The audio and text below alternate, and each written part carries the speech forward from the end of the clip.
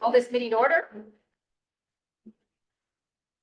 I pledge allegiance to the flag of the United States of America and to the republic for which it stands, one nation under God, indivisible, with liberty and justice for all.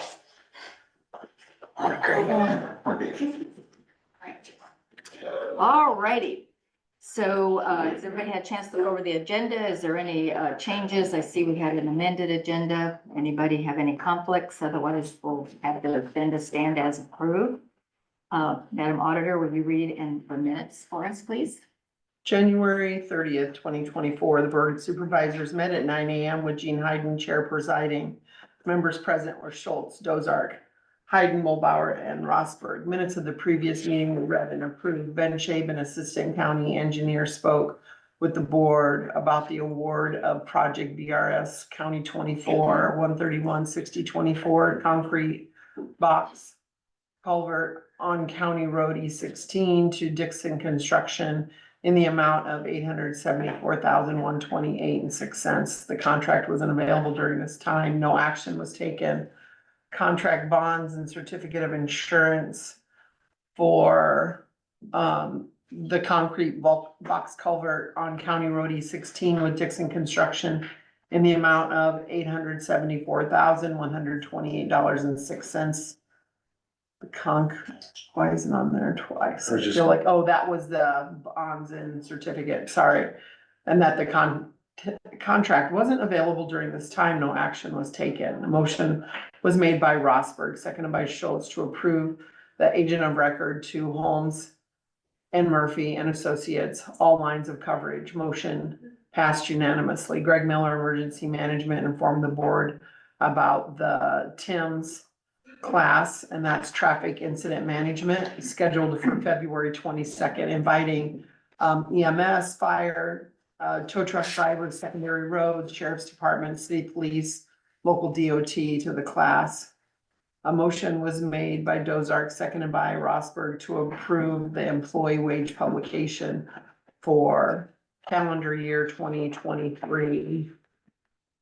Motion passed unanimously. A discussion was made by the board to set time and date for public hearing on the land rent auction. No action was taken at this time. Sherry Nettermeyer, County Treasurer, spoke to the board about tax abatements for parcels 0414202005 and 009. A motion was made by Dozark, seconded by Mulbauer, to approve the tax abatements for the same parcels. Owner being Tammy Quayle. Motion passed unanimously. The board discussed HIPAA compliance and possibly changing companies and contracts. The board held budget work sessions at 10:55 a.m. The board went into recess at 12:15, resumed at 1 p.m. On motion, duly seconded, the board adjourned at 3:18 p.m. Agendas for the next meeting are posted and available at the courthouse on Friday, 4:30 p.m. preceding the next meeting. Seems like we're here all day. 3:18. All right. We kind of were, been here longer, but somebody had to leave. Yeah, Yeah. there we go. And I was Any- almost late. Thank you. All right, stands approved as read. All righty. So, reports from supervisors. Craig, have you had anything going on this? I don't have anything. Usually you do. I know it. I know, it's kind of that time of the year. Dave, we'll go this way. Okay, Jean and I right away this morning met with the secondary admin group, kind of discuss their yearly contract. And then we also met with Paul. Good. Um, They want to continue with the yearly. We kind yeah, of they did not want to do a 3-year contract. They were happy with year to year. Year to The year. rest of that's fine. Yep. And they were looking at, 5%. What they're looking at. We were kind of, Jean and I talked ahead of it and, negotiating kind of what with the other groups, we were around that 4.5. We said, well, we'll take it back to the rest of the board and get your guys until we made a final decision, your input. They have sent us all of the surveys, where everybody's kind of at. I don't know if you want to glance through all of this. So this is all the secondary goes? No, this is just the admin group. This is just the office manager, assistant So engineer. Foreman. So Ben, Andy. Kathy, Ben, Kathy, Kathy. Brent, Casey, Damon, Jack, Everybody Okay, but you- Paul that's the manager. Sean, your leadership positions. Okay, Tim. Clerk and leadership. Yep, Yeah, Tim. so so they're not unionized? Right. I mean, No, they they're not in that group, cause we negotiated with secondary roads for 3 years, wasn't it? Yep. What you guys but did? that's the that's, regular. they're not in that group. They're not in that group. And we tried to not make the raises be, you know, kind of have it. So this would be Paul's. I'll pass that down to what Paul kind of gave us. So, like I said, we were kind of wanting to be at 4.5, they were kind of at 5, that was where it was, nothing was So we'll have to do a decided, percentage again. just one, So this 1 year is, percentage. Where we're at with, the truck drivers and that. So the 2,500 that you stated at our budget meeting is not to be. Is that right? Could they have used smaller letters? Guess so. They have their own, and then these are the raises that they've given so far. So has to go both ways with it. So we kind of told them we'd bring it back to this board and see what the wishes of this board is, because we're just 2 of 5, so. You know, and they talked a lot about this last blizzard. This is working also on it. That would be the, yep. Yes. Yes, for him personally. Currently. personally, yeah, and that would be. We had a contract you're having to redo with him And this it's year. a 6-year and it's up in June, so his contract, and then, you know, as you know, he's. Yeah, And then he. Right. So, and he does really know what he's doing on that job, and, you know, Hungry Canyons and the grants that he gets, and even thinking ahead when there's road projects, you know, saying, hey, we'll come get your, crushed up, road if you let us, and, you know, not have to pay for all that, so he's always. Nothing we have to decide at this moment. No, just but kind it's of just want to be, something- I'd like you guys to think about where we're at. I'd like to say for Craig's benefit, on Paul's behalf, I mean, he does a lot of things for us that other engineers don't do. Like when we were doing the towers and we actually had to do the survey stuff, Paul's actually one of the few engineers in the state of Iowa that's certified to do that. And that saved us a fair chunk of money, because he's already on payroll, so we didn't have to pay somebody to do that. Otherwise, we'd have had to go for outside, you know, and get somebody hired to do that with an outside commercial contractor. But the, others, I'm not gonna say he does better at getting grants. Boy, I'd put him up against the best in the state. I mean, he goes after them. And probably saves us a lot of money that way, as far as gets dollars from other areas, it's tax dollars or well, even like. great grandchildren's tax dollars, or however you wanna look at it, but I mean, at least it's funding from another source other than our property taxes, and helps improve our road systems, you know, I mean, and driving around on a lot of these back county roads, I mean, I can say that ours are probably as good a shape as there are anywhere in the state. And we know our bridges are probably better than they are in most places across the state. He said in his time of being engineer, there's 170 plus Yep, bridges. yep, that he's they got have that all. Replaced all or down. fixed. That's pretty amazing. And there's states, and there's a lot of bridges that people are out there that are, and I'm saying this, sitting in transportation committee last year at NACO, there's people across this country are terrified of their bridges, because they've got 13-ton bridges on main roads. Go to Missouri and you can find it, you know, or a truck over this, gotta be at this speed, and only one truck at a time on a bridge, and you don't see any of that stuff in Crawford County.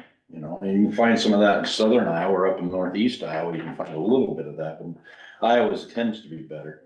But, I mean, he takes the lead on a lot of things, like Hungry Canyons. We'll look at what he's I'm not trying to sell it, I'm just trying to give you an idea of what he does compared to what I've seen out there, which actually leaves you wondering how we can talk him into staying for another 10 to 15 You can't. years. I'm telling you, He- he's a lot- he- But yeah. even look at what he's doing out on Donna Reed Road with that bridge, how he's partnering with the city and, doing things that we'd have to pay for, and just always willing to. And then if you look at comparable county engineers as well, that Which that's, are very similar to what he does.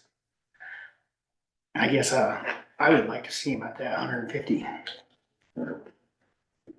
that's just the number we wrote down, so, We Better get my glasses back on. Yeah, oh, I guess kind of. I was trying to talk you into something, but I don't know about that. So Dave, what's the process if you guys don't come to an agreement? If we're at 4.5 and we as a board say, no, we wanna stay at 4.5, and they say, no, we wanna get 5, what's the ongoing process? Well. Can I say something? Last year, we held them about 0.5% behind everybody. I mean, people started getting more than they did after we did theirs, so they're kind of behind the curve right now. They definitely brought that up with where we're at with cost of living, the average of, where when it was at 7%. And, we've stayed pretty steady with that 3.5, 4, so they feel they're behind quite a bit from where that was. So, that was part of the But they're not a conversation. union group, so it's kind of up to us to decide. Exactly. Yep, Yep, and it's, Okay. really a lot of conversation about, working on Christmas and, getting out there when the blizzard and, one of the conversations was that, we had the weather on that Friday, the courthouse closed and they were just getting to work and having to not be able to get home, but knowing they're gonna have to go back to work and staying, in their shop. A lot of things, but a little bit different dynamics than the rest of, so it's not easy to compare, apples to apples. I appreciate them coming in though, and just sitting down and having open too. communication. Yep. Cause I think it's good to know where they're coming from. It's good for them to know where we're coming from. Yeah, it was, we told them we really appreciate everything they do. You could say, not my job. I very rarely hear that from anybody, and that equipment that broke down at 4:30 in the middle of all of it and people out there. So a lot of moving parts to it and. So do they bring comparisons, comparables, I guess, to counties our size and what? Yeah, she's got all that right there printed off. Oh. There was, it might have gone, no, that's Paul's. That's all I had. Well, it would be here. These are what the other counties are making. Is there a difference between an assistant engineer and assistant to engineer? I mean, is that just different counties name them something different? Is that? I think that must be, cause you've got, this one's got both. So that would be a deal breaker there if you've got both. We just have the one. Right. So that's kind of, this is, and I did kind of find that a little hard to, navigate. Cause it came in an Excel program, and so when I looked at it on my computer, it was like this big, so I printed it out, made it a little bit easier. But I think we're pretty in line, yeah. Exactly. That's what I thought. yeah, so. That How we're many of these more in guys line here actually than we there are employees when we gonna work? compare the Right. auditors, treasurers. Correct, When we do and that. so, when we Driving start crazy, here, beating up. we start here, Well, we the other want thing to I kind of think go with here someplace, That so. is knowing what we're gonna be going into in the next year or so, and that transition, that they'll be right there every step of the way. Yeah. A good group of self-motivators, I think, where they don't have to be told what to do, and I don't think we hear it out my job too often from. That's No, they never say So- that. Thank you for 20, What was Plus that, years. what was your 150, how many percent? 4.5. 1.5. Right about, I It ain't like figured, it's gonna be a long-term 4.5. and it gets us a little bit prepared for Full year. where we may be trying to, get somebody to come from another area, because engineers make some good bank, in the private sector, and so. I think we need to make sure we still keep that evaluated by all the things that an engineer provides when he shows up, not just because that's what Paul made, we're talking about the same thing in the assessors. What are you bringing to the table? Experience. And this is even more so. I mean, there's a pretty good guide from the Department of Revenue for an assessor.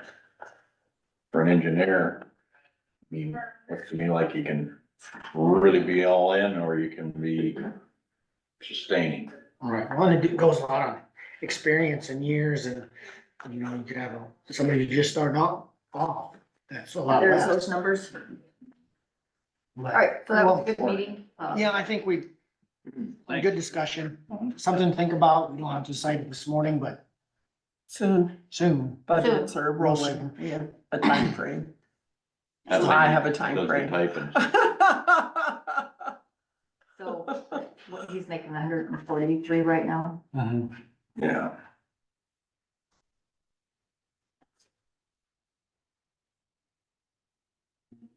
Unless you wanted to decide it this morning,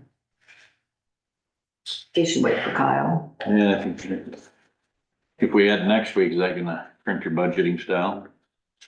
Okay. I won't be here next week though. or you can still just let us know where you're at. I'll print it. So do we need to have it on the agenda then? Well, you guys can negotiate. I mean, if you get, we've done this before. I mean, I can't trust you. Why do we have you on the team? You know what I mean? I mean, you can get our consensus, get Kyle's consensus and. And I'd be happy to split the difference. If we're there at 5, we're at 4.5 to 4.75, and we're done. We said that, Always. believe it or not, that came out of our mouth. So, but we have to make sure everybody agrees on it, so we can go. I didn't back. want to bring it to the table, and I know you were negotiating in good faith. I know you guys, like you said, gave us that responsibility and will stand with us on it, but. Yeah, I mean. We just you decided gotta- to bring it I back know you to you. won't have a no vote. Right. We didn't do anything crazy. So, what else you have, Dave? We need to talk to Colin. I brought this up with Gene earlier this morning. We need to talk to Colin about our landfill contract to make sure that we moving forward on that. All he's gotta do is similar to what we did before. He's just gotta type it up, put it on the agenda, and we'll have to pass it and sign it so we can get it to those guys. I need to check with him. I'm not sure how far he is on that. Statewide supervisor meeting is this Thursday. That's a one-day event. I will be there Wednesday night because I have a board of directors meeting. On that note, I did talk to Lucas Bacon about House File 552, Did you? and I did talk to Steve Holt on that. Yeah. So Steve did mention he'd like to try to get in here to visit with us sometime soon. That'd be fabulous. But that House I don't File, understand why, I look back at some of the things that we don't take a position on. And this is about cities more than counties, so I don't understand why we took a position. That's my only qualm with this. well, I wonder if some counties are involved on this, because I think Polk County's involved on this. It's That basically. doesn't make me wanna support it anymore. No, here's where the, Full county support, okay, we're against it. so what the basic, correct me if I'm wrong, some of these, like a Des Moines or a Polk County wants to continue on through their own budget. Some of the federal funds that were going for unemployment. Is that right? Is how I took it? That sounds, yeah, okay. ISAC, and I talked to Lucas and Jamie, and they actually had a good conversation with Steve himself. But had registered against it, not because of the policy, because of the home rule. Home rule, And more to say, that's kind of our bread and butter of locals don't like to have to be told one way or the other whether you agree with the policy or not. So, like they said, there are many, many bills written throughout a year, and we may not agree on what the bill is, but we still have the underlying home rule aspect or county authority aspect, and that's why they were. And I just don't know that Against this it. is one of the things that we wanna throw all of our home rule bucks behind, you know what I'm saying? This is. I mean, here we sit, we're sitting here the last 3 weeks, arguing over pennies. Maybe not quite that minutia, but you know what I'm saying? And now you've got counties, cities for sure, and potentially some counties that wanna throw out a guaranteed wage to people in an environment where we have people that aren't coming to work anymore, and we're gonna create more. I mean, Right. just listen to what you hear on the news, and I don't care which channel you even pick anymore, where they're giving all this money away, and I mean, it's citizens' tax dollars, now some of these immigrants, but that are here legally, tax dollars. I don't know how you could call them your tax dollars if you're not even supposed to be here legally, so I mean, but to me, it's not so much about home rules, it's about fiscal responsibility. But to me, mean, I get the home rule, like, we don't like it. Look at how we went full circle last year at our general session about whether or not it would have been required for every county to have Zoom for a meeting. And at the end of it, we decided to do nothing because we want every county to have their ability to say what they wanted to do. Yeah.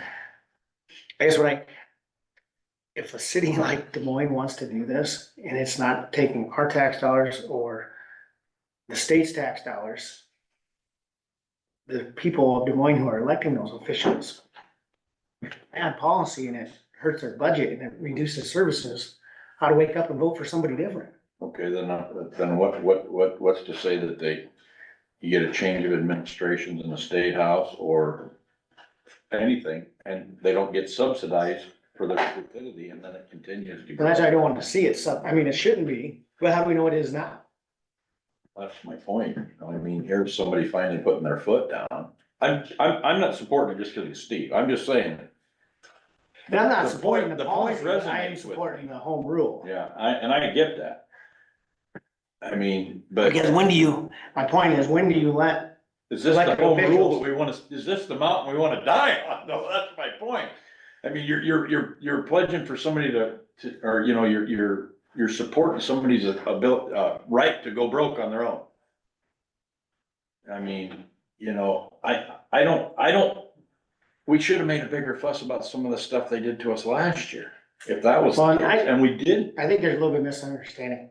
Just because they registered against it doesn't mean it's actively, it's hey, we're against it for the home rule aspect. Yeah. Like I said, Jamie and Lucas talked with Steve, and it was not this is not the hill they're dying on it. It was a simple, we're noting that home rule is a big deal to local governments.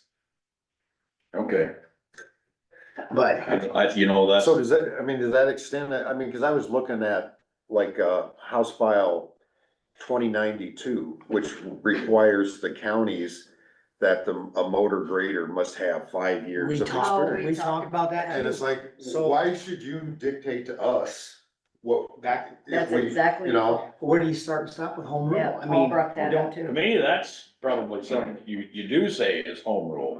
well, right. How much time and money do you wanna spend and I mean, every, how can the state dictate that to a yeah, county? and how do That's you, what you do for a motor grader. Yeah. I mean,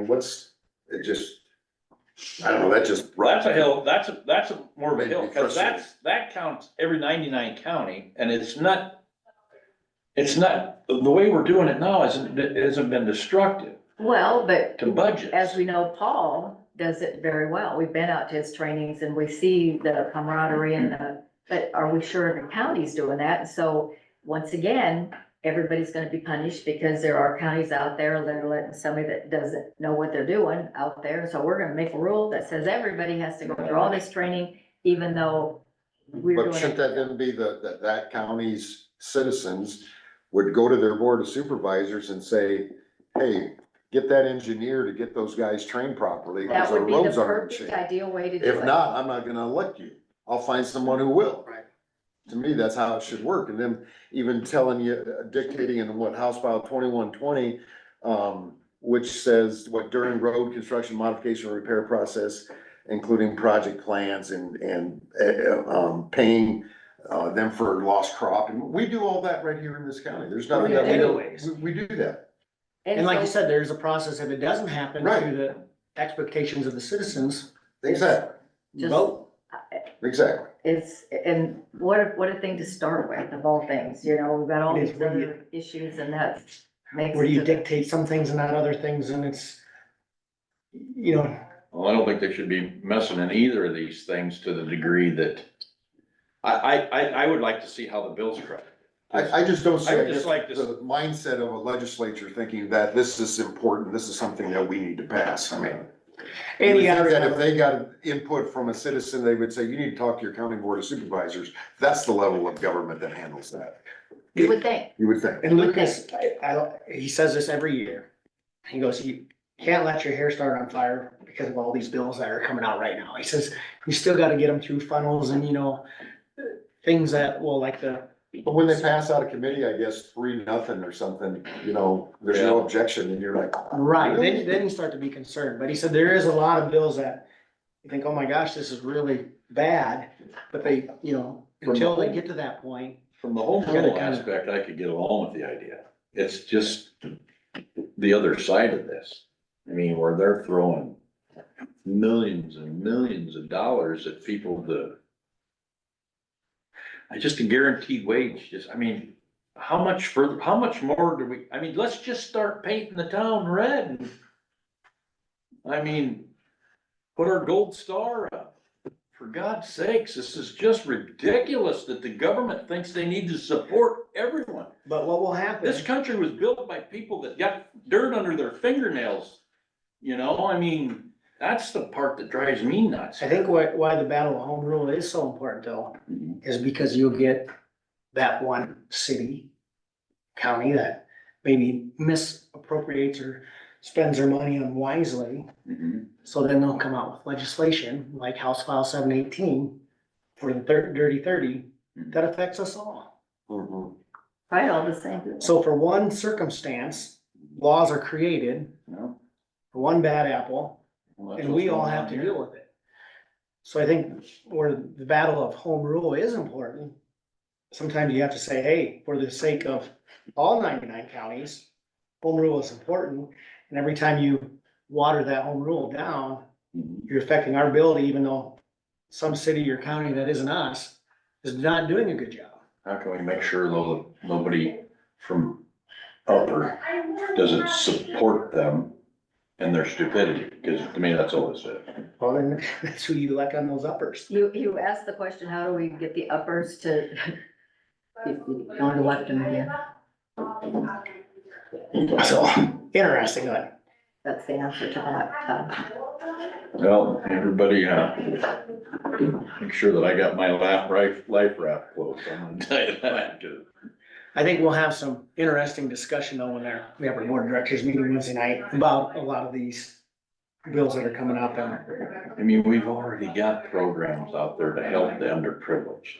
And the money ain't getting to the right place It's now. not. Where's this money going to? I mean, I mean, I don't wanna tell Des Moines proper how to spend their money, but I also don't want them standing there at the Capitol doors, going, we're broke, we need help, or your main city's going under.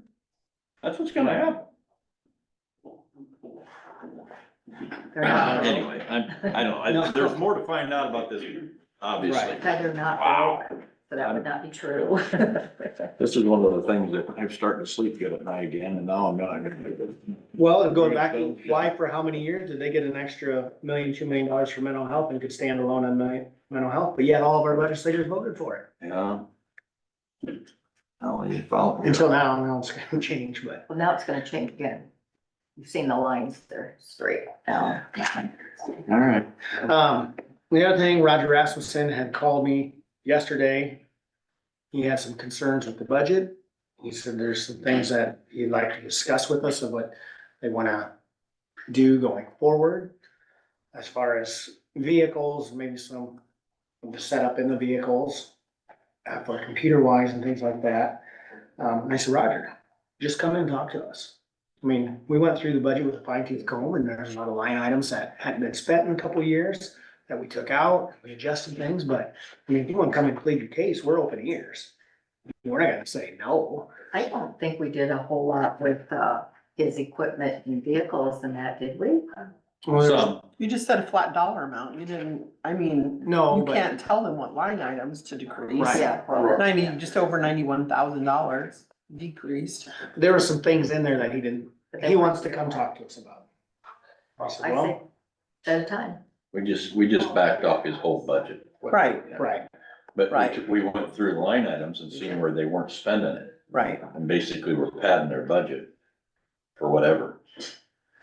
I mean, I So do we know we wanna talked set a about a time quote the aside? other day where. he might be in here. Or this Jim had afternoon said after that- our meeting. Somebody could come get money from him because he had plenty. Right, and then we had talked Obviously, it was about with- probably, like the vehicles too, and maybe doing an RFP for all the vehicles that are needed, which I told him that, and It's okay. I mean, they're like, they're pickups. There's not like this big police interceptor package. These are just regular government rated pickups that they put radios in. They're not all pickups either though. Well, they've got some Some Tahoes. SUVs and, they've got one Charger, don't they? Yeah, I think Sports Kyle car. drives a car, yeah, Charger. Kind of a fast one. Yeah. But But they're, for the most part, other than the guy that had the dog where they had to get a different back end, so they got a car that was on the lot instead of a government package. Cause I remember hearing about the mag wheels and all that stuff that it had on it. But, other than that, they just get government cars. I mean, so if we got the bit, he needs 4 pickups just per se, and Paul needs 3 pickups, and they need 1 out at, conservation. I mean, that's what, Kyle's point that we could go out and try to get a lower bid because we want this many pickups. I mean, that's actually, I mean, we don't know that it'll work, cause a lot of times they come back and say, well, no, that's the government rate, and that's what it is. I remember trying to talk to people about that in the past, but, maybe we can get that done if there's 8 of them there. well, I even talked to Region 12 about that, they're always buying a lot of vehicles, and they said they couldn't get a better deal for counties. They could. Yeah, that seems I think, kinda, yeah, that seems kinda wrong that you can't. But I mean, like, up there in Odebo, I don't know what he buys through, but he buys with another group of dealerships, and you always see all them white pickups lined up there. So I kinda wonder, if we've ever talked to somebody like that, up there to Rex, what I'm talking. See if they do, or if that's just something that General Motors and Ford, I mean, it seems to me that that General Motors, Ford and all them, of course, they're all cahoots, they all got money back in the bailout time frame, so maybe the government doesn't. Maybe it is all behind us. So he may be coming in at the end of our meeting, I don't know where he'll be at, but I'd like to just maybe discuss a few things with us. sounds good.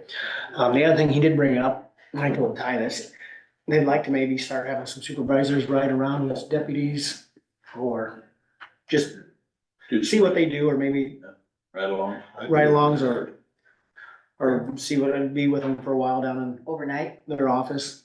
Whatever. But it's kind of similar to what we may do with secondary road, going out and seeing a project, but I think they just wanna open that communication and have us see what they do, and maybe likewise, they get to hear from us of what we deal with. Yeah, you know what, it never hurts to have a better line of communication, ever. Walk a mile in their shoes, kind of a deal, cause they all think we know, but we don't, so I'd be okay with that. I don't think they'll let us get out of the car if they have to go do a bus.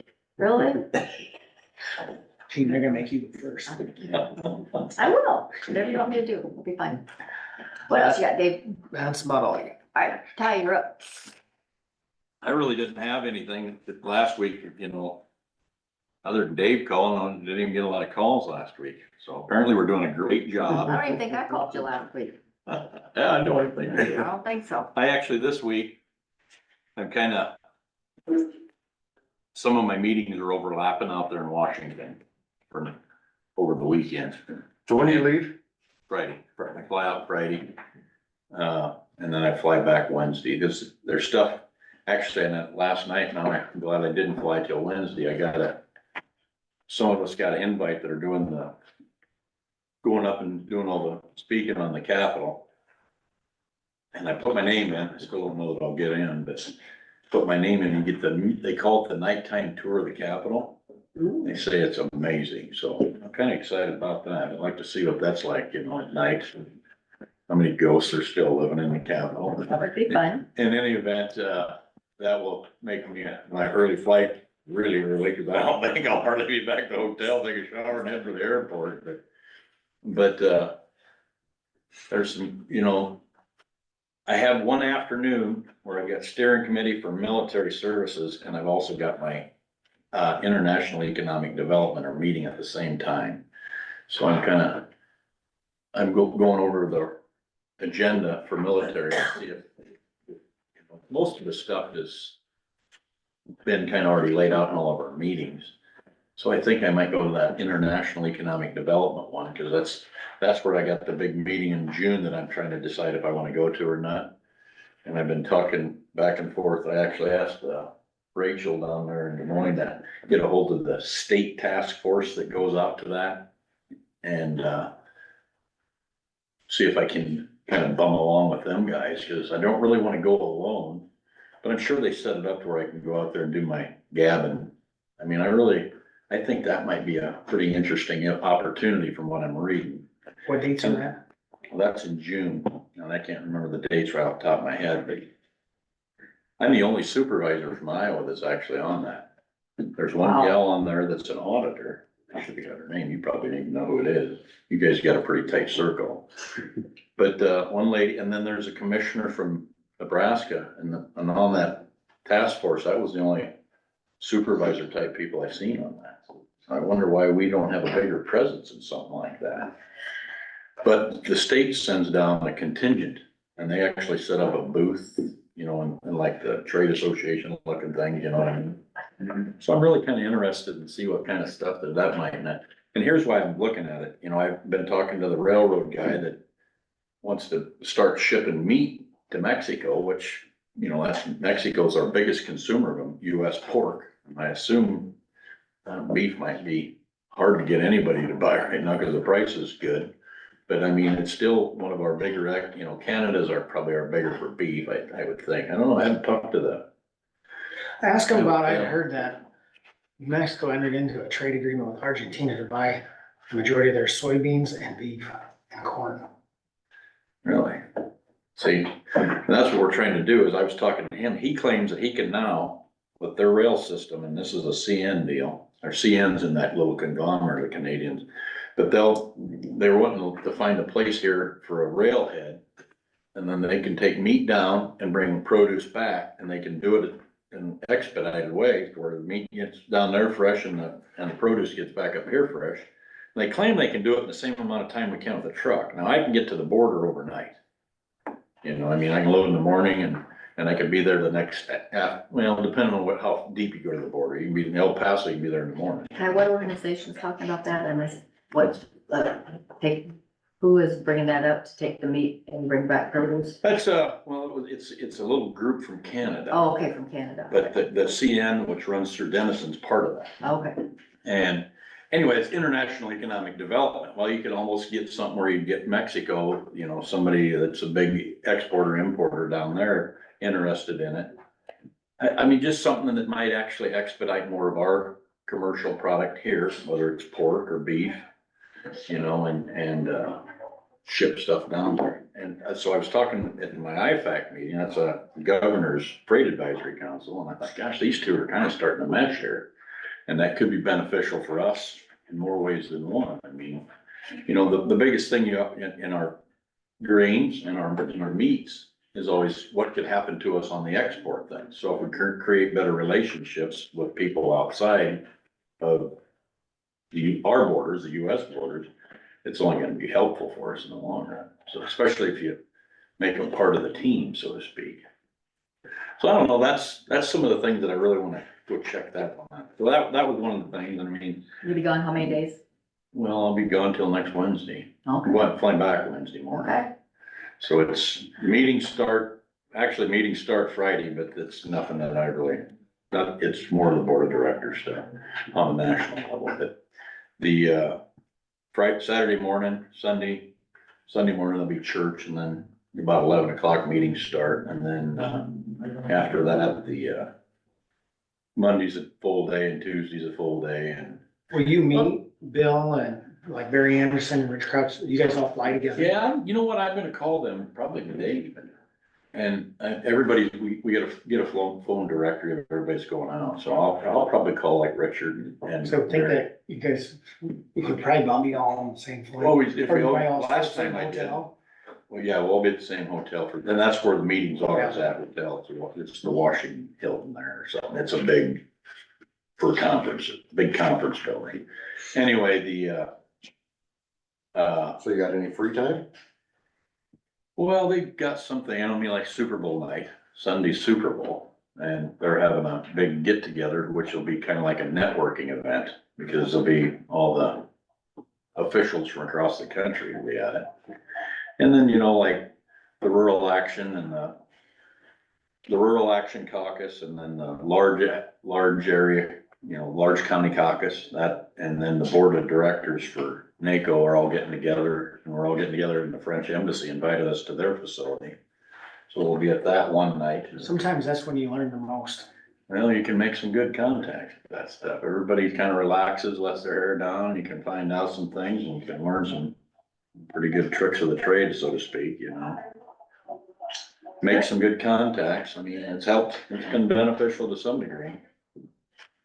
Anyway, that's pretty much what I'll be up to for the next week, so hopefully I got some fun reports to bring back to you, or some good reports. Cause if you haven't toured much in the DC area, get a chance, go to the Holocaust Museum. The Holocaust Because Museum. actually, if you have your veteran ID, you get it free. Yeah. That's one of the things I haven't been to. Okay. I heard I that's bet that's amazing. nice. What's that? I heard that's amazing. It's Yeah. just very, It's, Just- it'll get you in your soul. yeah. My last trip I went out there was for Iowa Pork, and, we went to the original Smithsonian, what they called the castle. I'd never been in that one.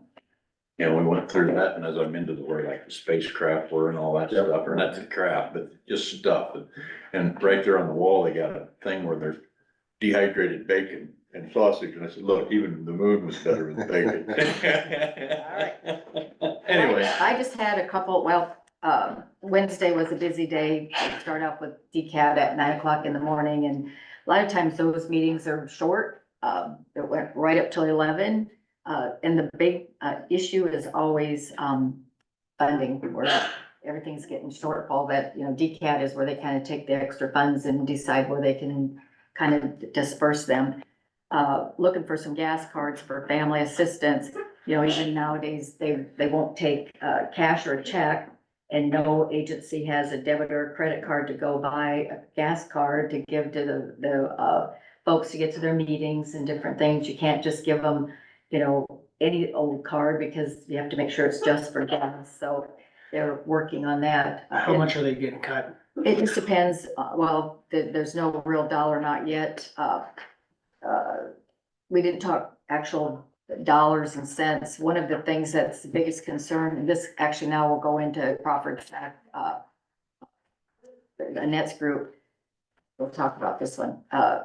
There's, just in Denison, which, that's what I always listen to, is what's going on in Crawford County. They have 117 cases of school-based mental health, where they, and they're having some serious funding issues there. And you just think, how can we have funding issues there? We were actually losing our quorum because it was going on for so long, trying to figure out exactly where we're gonna get this money from. So to be continued in March. They're, just wait to see how things. It's part of that because of the HHS change to Yes, behavioral yes, health. absolutely. Typically, Craig, Yep.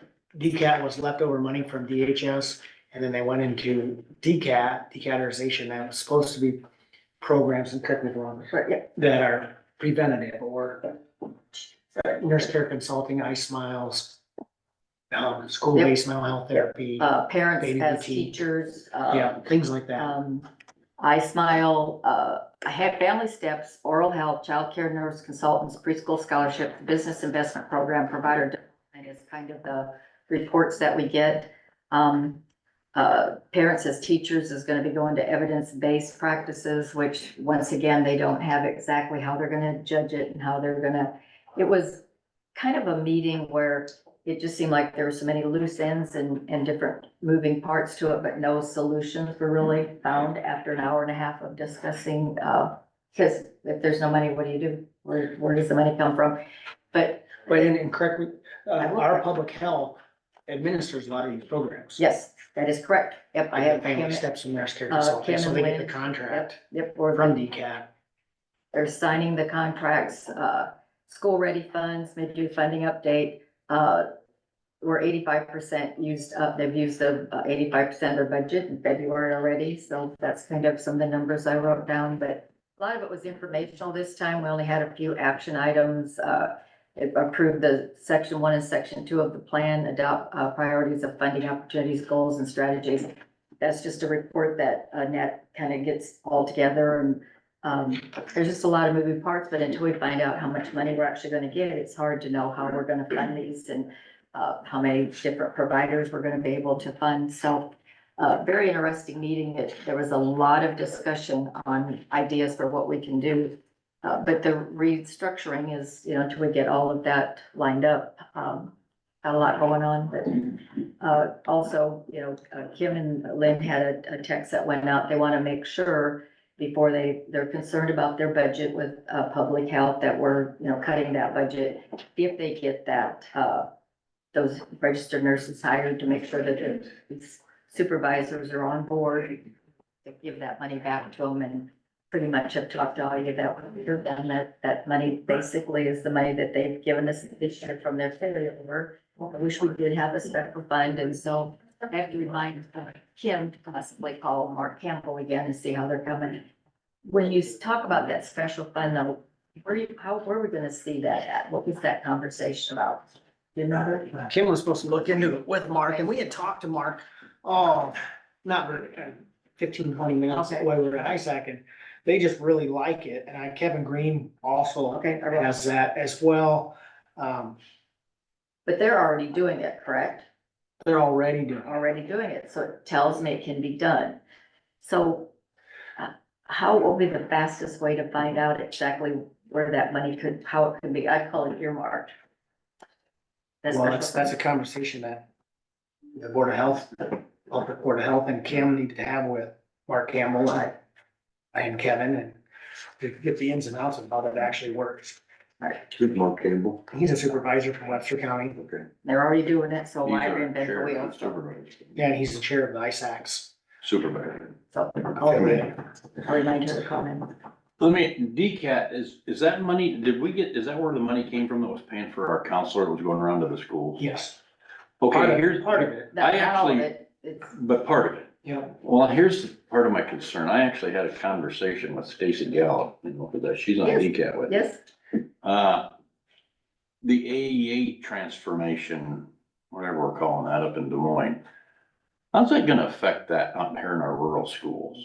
I mean, are we gonna get, and this is kind of more in your wheel, are we gonna get? Is that gonna hurt our kids? yes. I think the simple answer is yes. Because if you have 117 children and they're worried about they have funding issues, yes, that will affect the children. And that's why I I bring mean, it they up. say that the money's gonna go directly to the school, but, I mean, they have no organizational references in my mind, how to take care of these special needs kids. Plus, that mental health aspect. I mean, that's something we struggle with constantly, is Yeah. mental health issues. Whether it's on kids, and most of the time it's them early childhood traumatic incidences that create this substance abuse and Yep. criminal activity when a Goes to kid your- becomes an yes, center, adult. your Juvenile I mean, detention, yep. are we just creating large future problems I there? don't know. Which I just goes brought back it to up because it's still Ounce of ongoing and it prevention, was, pound of cure. What we're doing in the schools, not just in Crawford County with the school-based mental health therapists. I mean, the way we did an ACEs study in DCAT in early childhood a few years back, and the recidivism rate of kids not getting in trouble and becoming productive down the road was amazing. When they had these somebody you can programs. talk to that about got what's them going early. on. Identifying the problems at home and but if you don't have the funds to. I mean, even down to oral health. Oral health is Kid another. with bad teeth or is having pain in his mouth and doesn't have the resources to get that taken care of, becomes a behavioral problem, which becomes a different problem. I mean, it all just And stems if from that's something parents, You small. don't have the money to take your child to the dentist. If you have a program where they're coming to the schools and coming to daycares and looking in the mouth and saying, oh boy, you need to go see somebody. That's not good. That's great. But what if I got a lot of cavities, but I don't have the money to go take care of it. So what do you do? Medicare and Medicaid. It's, It was a long conversation. I only bring it up to keep that conversation going, that the funding is getting, funding issues is what I wrote down. So Paul is here. We left him wait 5 minutes, so Thanks for answering that. Good morning. good morning, Paul. Ben, good morning. Been How going are you? he's gonna go over, kind of a grading project summary for, the last couple of years. Austin for the subdivision. Uncle Bob is at my house this morning. All right. How is the attitude? Well, It's good, good. doing some painting for me. I figured that much. Still doing her That's good. A little spring painting. Don't have, well, I do have a number of items here. We won't be able to take action on items 4 and 6 though until, well, item 6 a little bit later on. So, and I know I wasn't here the last couple of weeks, but, so what happens when a project is let is the board, they let it to DOT or any letting for that matter, that we even have local, is you have to say, okay, we're okay with that bid. So let's say that the bids came in really, really high and you said, no, you know what, that's way out of line. We're not gonna move forward. You would not award it. So the award is you're saying, we're okay with the bid. And then once you do that, you have to take formal action to do that. There's no paper sign, nothing. It's just you saying, we're okay with the bid. Then the contractor says, okay, everything's good. Now we'll go get our bond or certificate of insurance. We'll sign the contract and get it back to you guys. Then you guys approve the contract. That makes sense to you? Okay. So now if you don't award the contract, then, of course, the DOT would come and say, well, why aren't you? In the case that they're letting it, you'd have to have good justification not to, because you really have kind of a legal contract there through that process. And that good reasoning would be that, it's way out of line, it's way more than we expected, we don't have the resources to take care of it. So then everything would stop, no bids would be disclosed other than the total. So the bid tabs would, I haven't seen the bid tab yet. We can't see it until an award takes place. Because if you don't award it and they have to rebid it, of course, no one wants to have the public to see why they bid certain things certain ways. So there's a confidentiality element there too.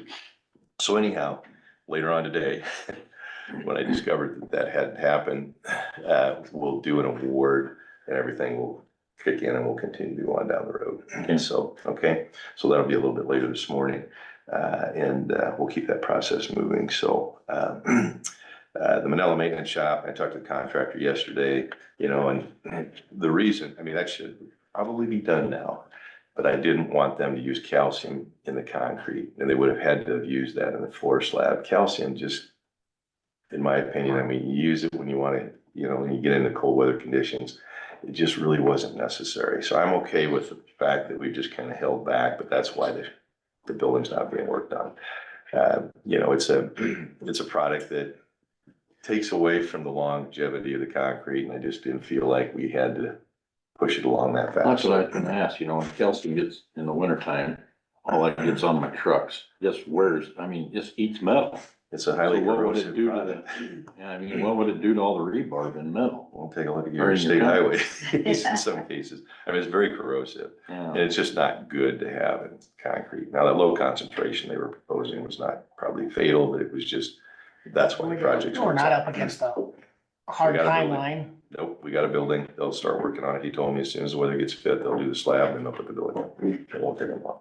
So that's kind of, that's that's probably, for the lifetime of that building, that was probably a wise move. a few months now. I don't think it's gonna hurt us. So that's what happened In there. a decade or two Yeah. with the building. Yeah, so otherwise, honestly, I drove a lot of roads last week. I finally decided to come back and try to stay away from people I got to pick up trouble. I know there's probably an area here or there, but by and large, I drove some yesterday with Sean there in, I think, really good shape. I don't know how much frost we actually had, but this is probably another one of those exceptionally good spring melts so far. I don't think there's much frost left.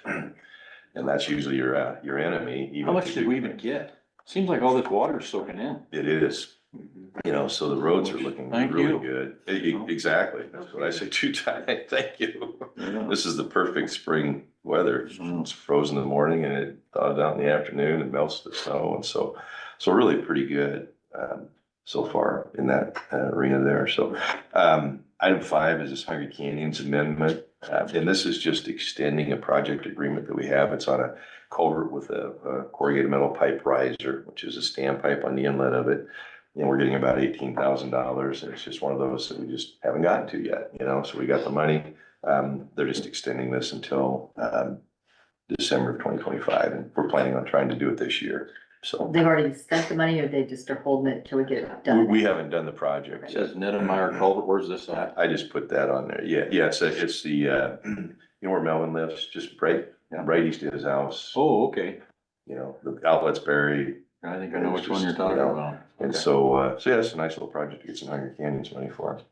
Excellent. Yep. So we'll get it done, we got it designed, everything's ready, we just, So is the culvert already there? You just gonna? there's a culvert there that we're gonna take out. You're gonna take that out. So it's the outlet's buried, so there was some work done downstream that caused the outlet to be completely covered up and submerged. Which is unfortunately what's gonna happen to a lot of them with what we're seeing with the channels being filled. Yeah, we were talking about this not too long ago. That's a problem. But anyhow, so we're gonna take it out, raise it up, put a riser on the inlet of it. I see. And, so it'll be a new corrugated metal pipe culvert. That 18,000 takes care of all of it then? That plays for part of it, the grade control element associated with it. Match. So, Well, I'd make a motion for the Hungry Canyon Alliance Amendment, number 1, to project agreement number 22-3 LC 30/7N at the Nedemeyer Culvert. All right, Second? all right. Any further discussion? If not, I'll call the motion. All in favor, aye. Aye. Any opposed, same sign. Chair votes aye. Motion has been approved. yeah, you just wanna sign that, Chair. So the other item, I'll come back up, after 11:30. Just For give me- 6. Give me a buzz, yeah, for item 6. The grading project summary, so I had Ben, prepare a summary that I think he wants to go over. We've had a really good run here the last several years. The weather's been cooperative. We got good equipment, we got good people, cooperation from the landowners. So Yeah, we did, Thank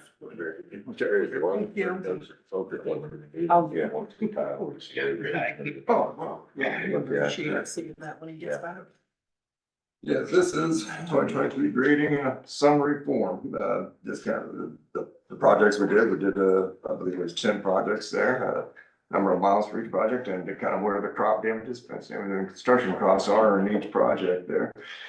And, totaling them up, you know, comes to about around $713,000 is what the total cost of grading for 2023 came up to be on the 9.58 miles that we've done of 100% level B roads is what we're on, which next year with this snow, we're kind of looking at some snow borrow grading possible for 2024. People after our blizzard. There's a few calls now. And rightfully so, there are some areas that really need to be addressed. And this is a good reminder that it can still snow. and affect After a roads. blizzard like that, do you ever go out and take pictures of these places? I know the foreman, I've been taking some pictures. of- See, that would be something you could take to the folks and say, look, this was what the year, years prior. And this after a blizzard this year, this is what we got now. Just blows right across the road. Yeah. Open, get the cows. Fresh in memory right now. Yeah. Well, and the people that live by a grading project that's been done, they think, oh my gosh, how much nicer that is if it's not a snow trail. mhm. So Ben, in the column that says construction costs, Yes. what goes into that and like what makes that one project so much more expensive than all the other ones? Well, that is, the one project being Mill Ridge Road, you're talking there, Mill Ridge Road was a Right. nasty bugger of a dirt road. And a lot of high banks, a lot of dirt had been moved there. It was just the nature of that road. It was a little over a mile long there, I believe. Well, no, yeah, 1.08 miles. As opposed to, and some of them maybe only half a mile of what we did on that road, but, it's just the nature of that road. A lot more needed to be done to get it shaped up.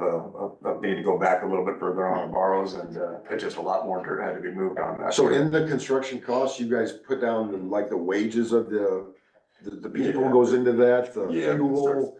Construction cost is capturing all that, the wages of the guys, their hours, and the equipment rates, for the equipment use on that project. It's capturing kind of just capturing all that in one number here, and it's all broken down in a spreadsheet, but, you know, multiple pages is. Right, kind of right. summary. No, this is fine. I was just curious what goes into that But number. yes, labor, materials, and equipment, there's some pipe costs in there, and that adds to, you know, some miles might not have as much drainage pipe that we replace, so some miles will have more and some less.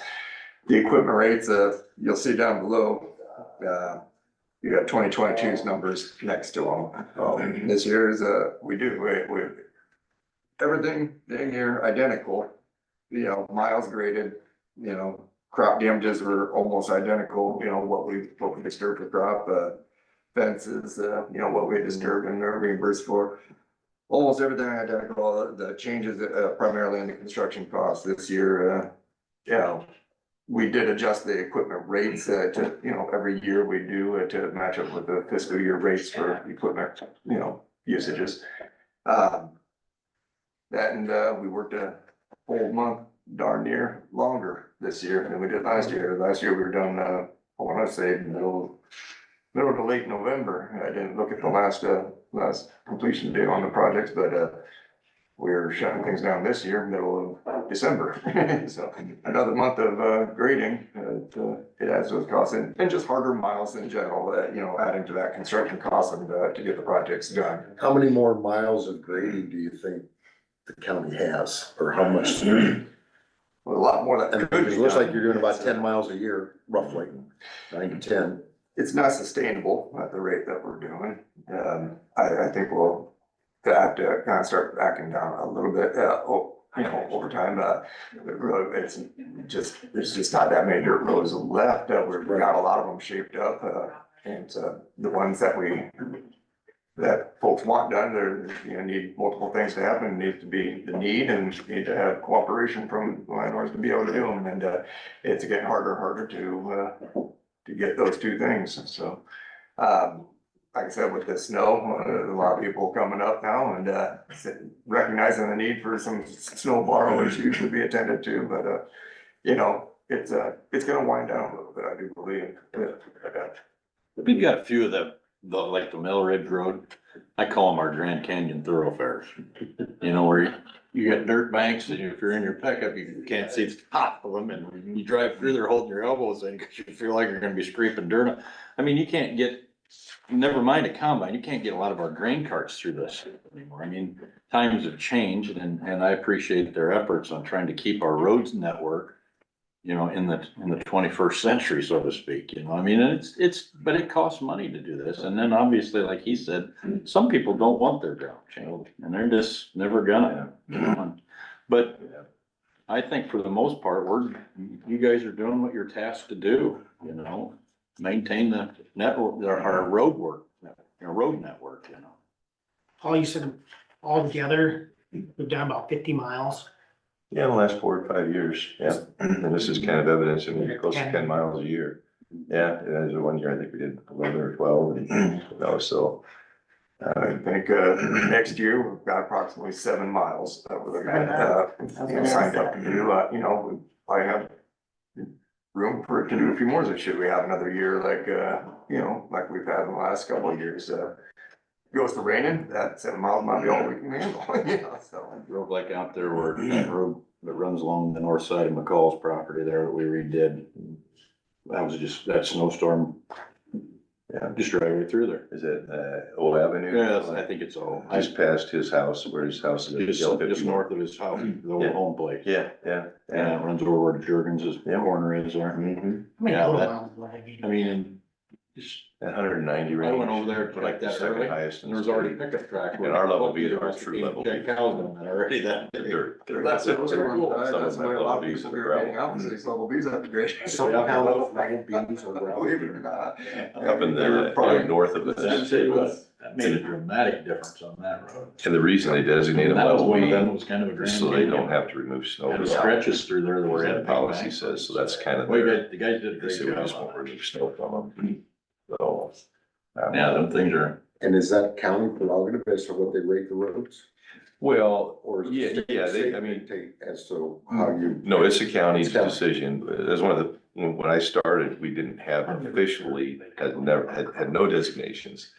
on level B. So then we set about, like in 2022, or 2002 and 2003, we went through this whole series of public hearings and did all these resolutions officially designating roads level B. So there was an official designation, and we put the signs up, minimum maintenance, enter at your own risk, level B road on all of those roads at that time. So That's up to the county. It's not unified over the state, what qualifies it. it's up to the county, statewide, they say this is, and you can, we have that ability to say this is kind of a level of service we're gonna provide on level B road. Okay, And so probably the key thing is not removing snow, okay. because you can see when you have the canyon, I mean, it could fill up with snow, and if someone's got a herd of cattle back there that they say, I gotta get to them, well, you could spend days just trying to get that open, and then it could blow shut the next day, and then you spend days again, and we just couldn't, you just can't have that. And so that was, important to get that designation in place. And then, of course, now, when we get the grading done, there's serviceable roads again. Almost Those, self-cleaning, they clean themselves, like having which a is, self-cleaning oven. So if somebody builds a house on a level B road, knowing that's a level B road, yeah, and then as time goes on, they decide they want some nice white rock on there, well, generally, first thing they should do is get a building permit. Okay, and then they should have that discussion. okay, They're kind of on their own unless they are, okay. they pay to upgrade it, and then our policy says they pay 100% of the cost to upgrade it. Otherwise, they're subject to I'll write a note. 'cause I've that got road. somebody In now. fact, that's what I had from my peer over in Eastern Iowa, Todd Kenny. He's got that very situation happening right now. Someone wants to build on a level B road, and they've never had that, and now they want to know, well, what do we do? And I said, well, we just would say, well, okay, we like to have that discussion before you build, obviously. And we had one, it was Brian Vetter down there. He paid to get the half-mile upgraded and gravel. A lot of times they'll build the hog confinement buildings out on these, there's especially other counties across the state. I mean, we'll go out and you fight that for a few springs while a lot of times they're bringing in their own rock initially at least. Yeah, they pay for Put the big upgrade. 3-inch rock, I mean, sometimes they bring in the good stuff, so Yeah. to speak, that we probably wouldn't be able to afford as a county. Yeah, This particular scenario, I understand the house has been there for a while, but now they're, like they have some work. Not very happy about the way it is, so. Yeah. All that. yeah. I'd be more than happy to visit with them, All right, I think that. Like the- I think Down Dawn there has. by Manila, what was Lansing's road there that he paid for a lot of that. Man, he paid for all that. Yeah. Well, actually, he paid for all of the material that we put on. Material, Yeah, we had all that We white had rock. kind of planned on grading that, and so he paid about $25,000 to get that on there. So there's your example. And then he was really good about, what was it, crop damages, I don't think he paid. Yeah. On that either. So. Yeah, he wasn't anticipating as much as what we going on a grading project. Yeah, so there were a number of things there that he Yeah. took care of that he wanted to And do. that road. He was able to combine how much required. Yeah. And Just helped him out, so, Right. yeah. which helped out. Was a win-win. Yeah, and so, moving forward, I mean, when I first got here, all we did were gravel roads and snow borrows. And then as we had some years where we had a lot of rain and we had several miles of level B roads that were closed all summer long. You couldn't use them. And so then, we started down this path of trying to upgrade them. I mean, if you have the road there, it at least has to be serviceable, especially given the equipment that we have, like you said, the grain carts, tractors, combines. I mean, we couldn't even get down with our motor graders. They were so narrow. And so that's when we kind of started doing the level B, and then this is kind of really taken off. By and large, I think most people are happy to see it done. Some may not, I'm sure. But it's given these people that own the land and that use the roads in those areas a serviceable road, so they can actually use it now. But we are getting to the point where we're getting a lot of the really bad ones done. We're getting less people that are wanting to cooperate.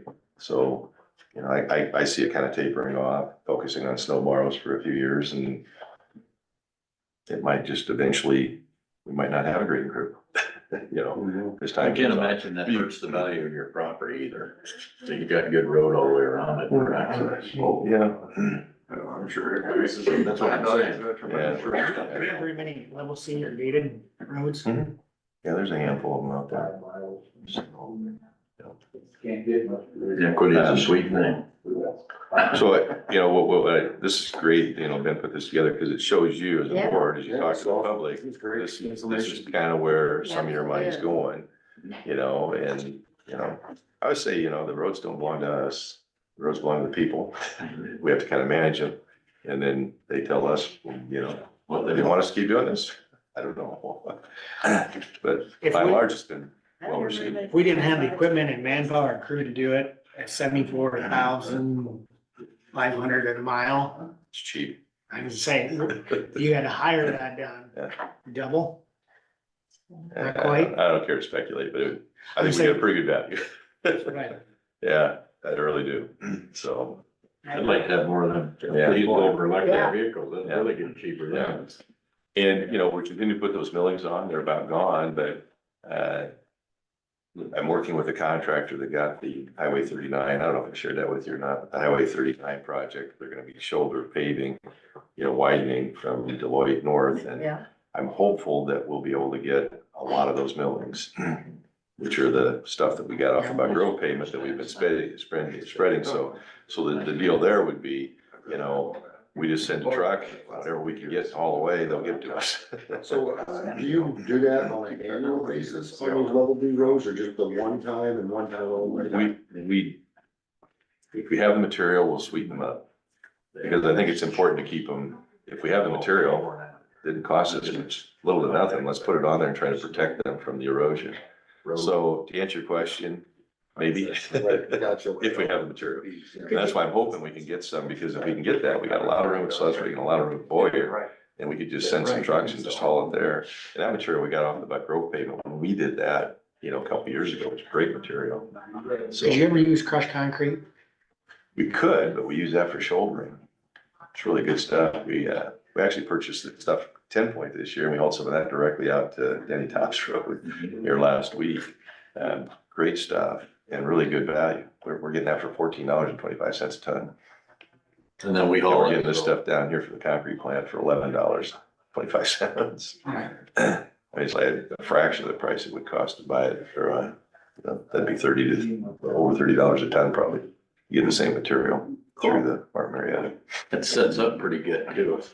That's why we only use that on shoulders. I don't want to put that on the level B roads. But if we can get some of these millings off of this, we'll see how that works out. They gotta go 14 inches deep. I don't want all that stuff. I just want the top. Yeah. So I don't know. I'll work out then I got- on Highway 39. 39. Yeah. do you think the new time tracking system will help you keep track of the construction costs? Is that gonna help at all, or is that all gonna be done on paper now? Program, you mean? The new time tracking, the GSS, no? In this respect, not per se. Okay. They might be able to better keep track of fuel in their doses, but really their hours on the machine and it is kind of going directly into the equipment rates that are, Okay. that we get from the DOT per figure. It's, it'll help us keep track of what our true usage is on these, grading projects, fuel wise maybe, but, they'll be indicating what that dozer is using, you know, for fuel each day. Might be able to compare that up against what their equipment Okay. rates are saying, but Just curious. it really encompasses, the equipment rate encompasses everything from, you know, the hours you're putting on, the wear on the piece and, you know, fuel that you're putting into it and, a little more, capturing a little more in that rate too. So it's, Just curious if that would help. Big Texas, they give you a mileage rate, everything from tires to, you know, Yeah. fuel to repairs on your vehicle.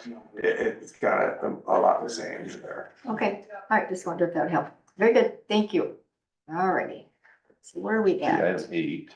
This is just a cost summary I wanted to share with you too. So talking about future projects, what the cost of that cement stabilization project was. Now, this isn't a per mile. So this isn't, you know, the 318 is converted to a price per mile. That was about a 3/4 mile project. But it's easier to think of in terms of a cost per mile when you're Oh. looking at doing projects. So, yeah, so it wasn't cheap, you know, but, That's for a whole mile. that's for a mile, right? And And take compare that to a take paving. 75% of that. Yeah, compare that to, you know, $1 million a mile, probably. Yeah. That's if you're already prepped. Yeah. So, you know, I just want to kind of give you a sense, you know, as we talk about that particular approach and that, you know, we did a 12-inch kind of anticipating worst case scenario. So, you know, you could probably on a lot of roadways go with an 8-inch, which would save some money on both the cement and the actual reclamation. So anyhow, and we'll talk about some of those things as we talk about programming here maybe later on, not today, because I got a number of things here. But if you have any questions or detailed questions, we can certainly talk about it, but it's pretty self-explanatory what we did there. The SS4A debriefing had that last week. It was last week or two ago, but yeah, that was the one where we put the application in for the federal grant money. And anyhow, So our so drivers are being too responsible and we didn't get. exactly, you know, so Webster County got funded and I wondered why. Why did they get funded? Why didn't we? So I kind of went in and dug out and found their award and I did a map their count again. Then there's the miles that they put in. They had 32 miles that they put in and we had 22. You know, we were in a area of persistent poverty, historically underserved area. I thought that would maybe carry the day, but we just didn't have a bad enough accident history. We only had that 22 miles, had 3 serious injury accidents. They had 9 fatalities and Wow. 3 serious injury accidents on these roadways Over what time in frame? the last 5 years. Last 5 years. You know, so I mean, they're, you know, it's off the chart, their ratio, which, you know, so the good news is we have people that are driving safe and that our roads are safe or, you know, according to safer data, safer, you know, and so, you know, so this Lindsay Schroeder, she's, works for the Iowa County Engineers Association as a grant coordinator for the state. So I talked to her yesterday because I talked to a consultant who had done the, you know, and saying, well, you know, should we resubmit? Does it make sense for us to resubmit? And, you know, so I said, well, why don't you go and kind of poll the county engineers and see who else is applying? I mean, we're not going to win if we go up against this. There's no point to do it. There's no, you know, it's not gonna, you're not gonna get there. You don't have, you know, no matter how severely underserved we are, if you don't have a good accident history, it's not gonna carry the day, because that's what this is for, safe streets for all. And so I said, well, why don't we try to kind of see, you know, what the competition looks like, if you will, before we go down the road of resubmitting. Yeah. So that's kind of where I'm at. So you can find that out through your consultant, what the competition or what other counties are submitting? He won't know, and he wouldn't be able to tell us anyhow, because he's hired, you know, that's kind of more confidential, but we as an organization could go out. And I told her, I said, well, you know, let's think about it like this. I mean, I don't want to spend the money. You know, we spent $20,000, you know, it was a $30,000 deal. We did $10,000 of it in-house. Out of Lucas County spent $60,000 putting an application together. And I said, fundamentally, these discretionary grant programs should go away. We should go back to the formula-based allocation. And because there's a lot of resources that are being spent on other things than the brick and mortar. And I just think they're, you know. Who do we talk to about that? Well, so one of our engineers in the state is, he's one of the officers with the National Association of County Engineers. And he's going to Washington DC this week, and he asked me, he and I talked last week, he said, Paul, if there's anything that you'd like to have discussed, what would it be? I said, well, 2 things. 1, regulatory suffocation. Okay, we have way too many regulations and they're suffocating us. Okay, and they continue to be burdensome. And I said, the second thing is do away with the discretionary grant programs. We're spending taxpayers' money on this chasing the tail, okay, chasing the gold nugget. Okay, everybody wants to get that nugget. And we all would like to, but let's just go back to the fundamentals. Let's go back to formula allocations. They work, everybody's happy with them, put the money there. And so we're not all spending money and No time kidding. on trying to chase the nugget. Good luck. Okay, so those are the 2 things. And I don't know where we you get- don't know from the feedback, I guess you got, where Webster County got granted the money for their project, who finished second? You don't know if like we were in the, where we ranked, I guess. We did, they did, Okay. kind of in general terms. So there were, I don't have that information here, but I think they were like highly recommended, recommended, and not recommended. We were in the recommended to close to highly recommended. Okay. But the KSI, which is killed serious injury ratio to $1 million of your project, we were 0.01. Okay, and all the ones that got awarded were 1 or better.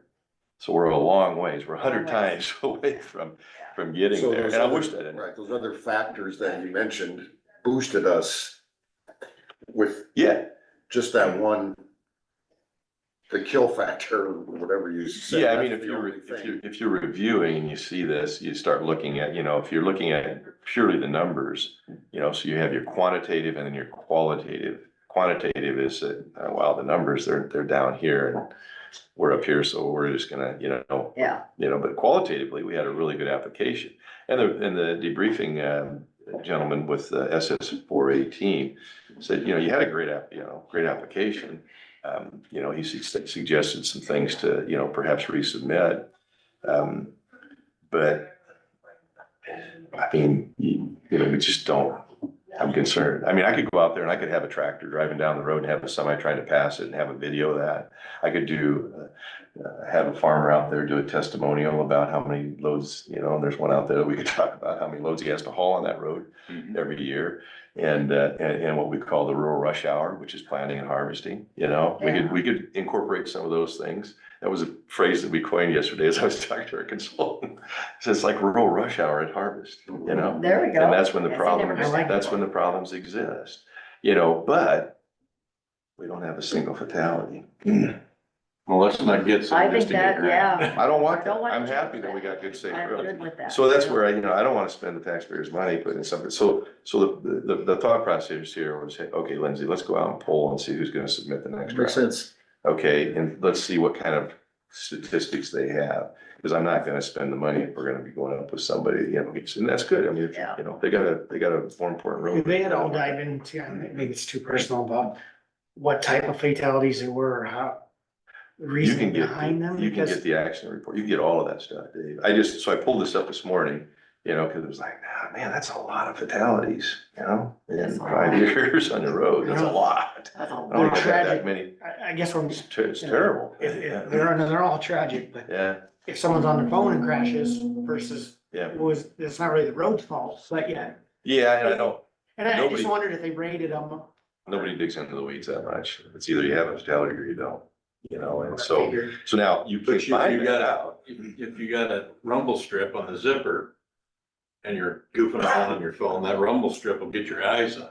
Mhm. And Yeah. that's the kind of things that are in these projects for this new road. Well, we're in And that blizzard. doesn't, I'm not excusing the guy on the phone, but you know what I mean. So Jody and I But yeah, if you alert someone. went to Des Moines, because she hates the rumble strips, always complaining about it, So we were in Des Moines, we had to take this friend's funeral here, had to take some friends back to the airport in Des Moines. Didn't know what was happening, but there was this squall, okay, just west of Des Moines, and we get into this thing. And I mean, I haven't driven anything like that for years, so we drove all the way from just outside of Perry to, Manning. And the only way that I knew where the road was at was the rumble. And we'd hit that. Oh. I've not heard any complaints about rumble strips since then. I just don't like. But that was the only way we could stay on the road, because there was nobody else out there. And it was scary almost, but, so I think they're beneficial. I haven't heard any complaints really about the ones we put in, even the center line ones on the Buck Road pavement, which I'm sure we're gonna get some complaints, but nobody's complained about it. You know what, you ever wonder this, if Rag Dry used that road with the center line rumble strips and stuff, and they have a fatality, because somebody's bike does that number? They don't We've like got the rumble experience. strips. I'm gonna say, cause I don't like them on my motorcycle, I got a lot fatter tire than the bicycle. Yeah. So just a kind of a side point, Donna Reed out here, I know when we were proposing that project, we had some people, local bicyclists came in and talked to the board, and they were concerned about it. So they're normal, the standard's 12 inches. So if you notice, those I narrowed up to 8 inches to kind of find a balance there, kind of a, saying, well, let's narrow them up just a little bit. We still had them out there, but they're narrower than a standard, so. Just a thought that ran through my Yeah, mind, bicyclists don't like it. That's why I say you can't keep everybody happy. We would have lost So- out on quite a bit of funding on that down Reed Road project by not having. We had to have, or we'd love to have $1 million. So, and it's safe, it makes it safer. Now, how much you gain on Buck Road pavement too? Yeah. So, DEF handling, just diesel, diesel emissions fuel, or, you know, this is Diesel exhaust. the exhaust fuel, Fluid. fluid. But anyhow, we have a lot of problems with the emissions on our newer equipment. And so we've kind of determined perhaps it's our handling. And so what we do is right now we purchase it, and then we take 55-gallon drums and we fill them out of totes, and we take the 55-gallon drum and take it back out to the shop. And so we're working with FS, and they're gonna bring 330-gallon totes. We're gonna put them in 5 of the shops, and they're gonna bring 120-gallon totes. We're gonna get the product for less money. Yeah, we're gonna have to buy some of the totes, and then we're gonna lease some of them, but it's a closed system, okay? Crystallizing or what? Well, what happens is the concentration changes just a little bit. So let's say you take that and you put it in a 2.5-gallon jug. The jug sits there on a hot summer day for a week or something, and starts to evaporate. Well, there's still the concentrate's still in there. Then you add more depth to it. Well, that concentration has changed. So we get these concentration alarms, depth concentration. And I think that's what it is. So the closed system will be where we won't have the evaporation. They pump it into a sealed container, the nozzle too, that gets crystals on it. So the nozzles have to be in a liquid so that it doesn't crystallize. And so they pump it into the sealed container, we take it and we pump it into the machine. Okay, and then we're gonna buy 2.5-gallon jugs that will not be reused. That's gonna be more expensive. We're gonna get the depth for $1.75 a gallon, which is pretty cheap comparatively. Comparatively, it's a lot cheaper. In the bulk, but then the 2.5-gallon jugs will be used for the outliers that, the grade crew, ditching crew, where they have equipment, and then they just throw them away. So we're gonna be spending a little bit of money. We gotta do something different because Andy's just pulling his hair out down there with, injectors, nozzles. Well, for the volume that we run through and use, I get it. Yeah, so anyhow, just if you see something, that's going on. Donnery Bridge project moving along. It was submitted to the railroad, submitted the preliminary plans have been submitted to the DOT. That project's moving along. No hiccups so far. So, moving along good.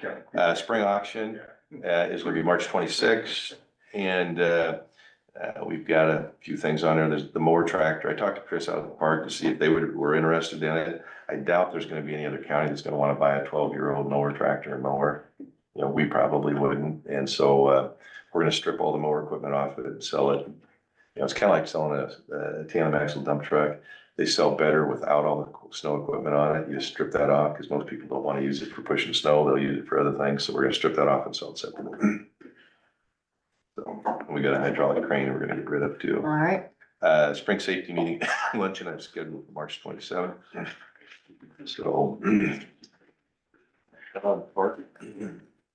Yeah. Big field for him. And then I'll be at the concrete paving conference. So who's going out to DC? Jacob Wade going? Jacob Thorius. Jacob. Yeah, he's gonna be NACE president. He'll be president of the national organization there, so. Yeah, so you hope people listen, but, I must have wrote it on yours, House File 2092. Yeah, it's a motor graded training. We were marking about it this morning. I honestly, I don't know where it'll end. I just think it's unnecessary and it's a bad idea. So that's what we thought. Yeah, so if you talk to your legislator, is anybody going to the Capitol today? I used to go to that, but I haven't been. Things going next week. I'm going, no. No, I'm sorry, tomorrow. But that's not day at the Capitol's not tomorrow. That's in March, March. yeah, and I might go into that, cause that's just, We're gonna some go. of this, Yeah. some of these bills, I just don't think they're, I don't know. It's interesting how things change. I was talking to a young guy yesterday about terraces, and I get it. He says terraces are the worst thing that ever was created, on farmland. And I'm digressing here a little bit and maybe pontificating, but I worked for the NRCS for 13 years and we built thousands of miles of terraces, dams and waterways and all that stuff. And I just think there's this generation that has no sense of what the purpose was for those, and so, so you look at some of these things and I think you have people that just they're not informed. They don't have any depth of understanding or knowledge. We are training our motor grader operators. We're not neglecting them, but You could have 15 different people, you could train them all the same, they all have different skill levels. And that's not gonna make everybody a great operator. Just doesn't mysteriously happen. They either are or they aren't. You know, And to me, where does this stem from? A legislator hearing about one guy that didn't. somebody that's upset because their road didn't get bladed right. Right. That's exactly what it is. And so I don't know why we're spending time on that, Yeah. but, you know, so you just have this fundamental understanding issue, so. I got a board of directors meeting now, I think I'll bring that up. Yeah, I just think it's not necessary. There we go. Thank you, Paul. I'm with you. Yep. Good info. Ben, Paul, thank you. Thank you. Good info. All right. Next on the agenda, discussion, take action on terminating Midwest Compliance Association. So you must have left, you get that? Must have. We better behave for a few minutes. Well, we could, while she's doing that, we could discuss the jail basement heat pump replacement and coil replacement. I know we got an email on that and we said get it on the agenda, so, what are the thoughts on that? Is that something Terry knows about too? What's, I mean, given, I guess, the cost, it should be, it just made sense to me to replace it. I mean, it's 17, 20 Yeah. years old. yeah. Same here. So do we want to, well, we have to wait for her to come back for, Yeah, let's wait for her. all right, so replace. All right, I can tell you on that next item, as far as the setting a time and date for public hearing for the land rent auction for the Okay. county farm, is we're still waiting to hear back. oh my, And so from, Lisa, right, we're at the point, I guess, that, they're pretty confident that if we send in the documentation, that it will be approved. okay, And she said what she's been told is that as much as you can send in, it's probably all gonna be approved at that $300 an acre rate. And so there was just some fine things that we needed for her to put on the application, and I don't think that she has that all complete yet, that we needed some to get signed, because she said if I need a signature from either Craig, you or Kyle, I'll let you know. And with Kyle being gone, I figured if she called him, he'd call me and say, go down and sign, and we didn't have that. So I would certainly think that by next week, and we can continue to put it on the okay, agenda if we would want to, but maybe it won't be as far as setting time and date for public hearing. I guess we could put that just in case something would fall through. so we'll table it and, put Right. it on the agenda for Leave next it on the week. agenda. You could just even say discussion and take action, which would leave us open if we want to take action to go CRP route versus setting. Right. Okay, did you hear that? Yes, Okay. That makes sense. I'll continue to put that on, I don't know where she went. she'll be back. So the only other thing we have is a discussion of possible pipeline, ordinance with Colin Johnson, oh, she's back. All right, we're just trying to keep things moving. All right. Assuming we have the, terminating Midwest Compliance Association. I wonder where the packet was today, Nobody grabbed it.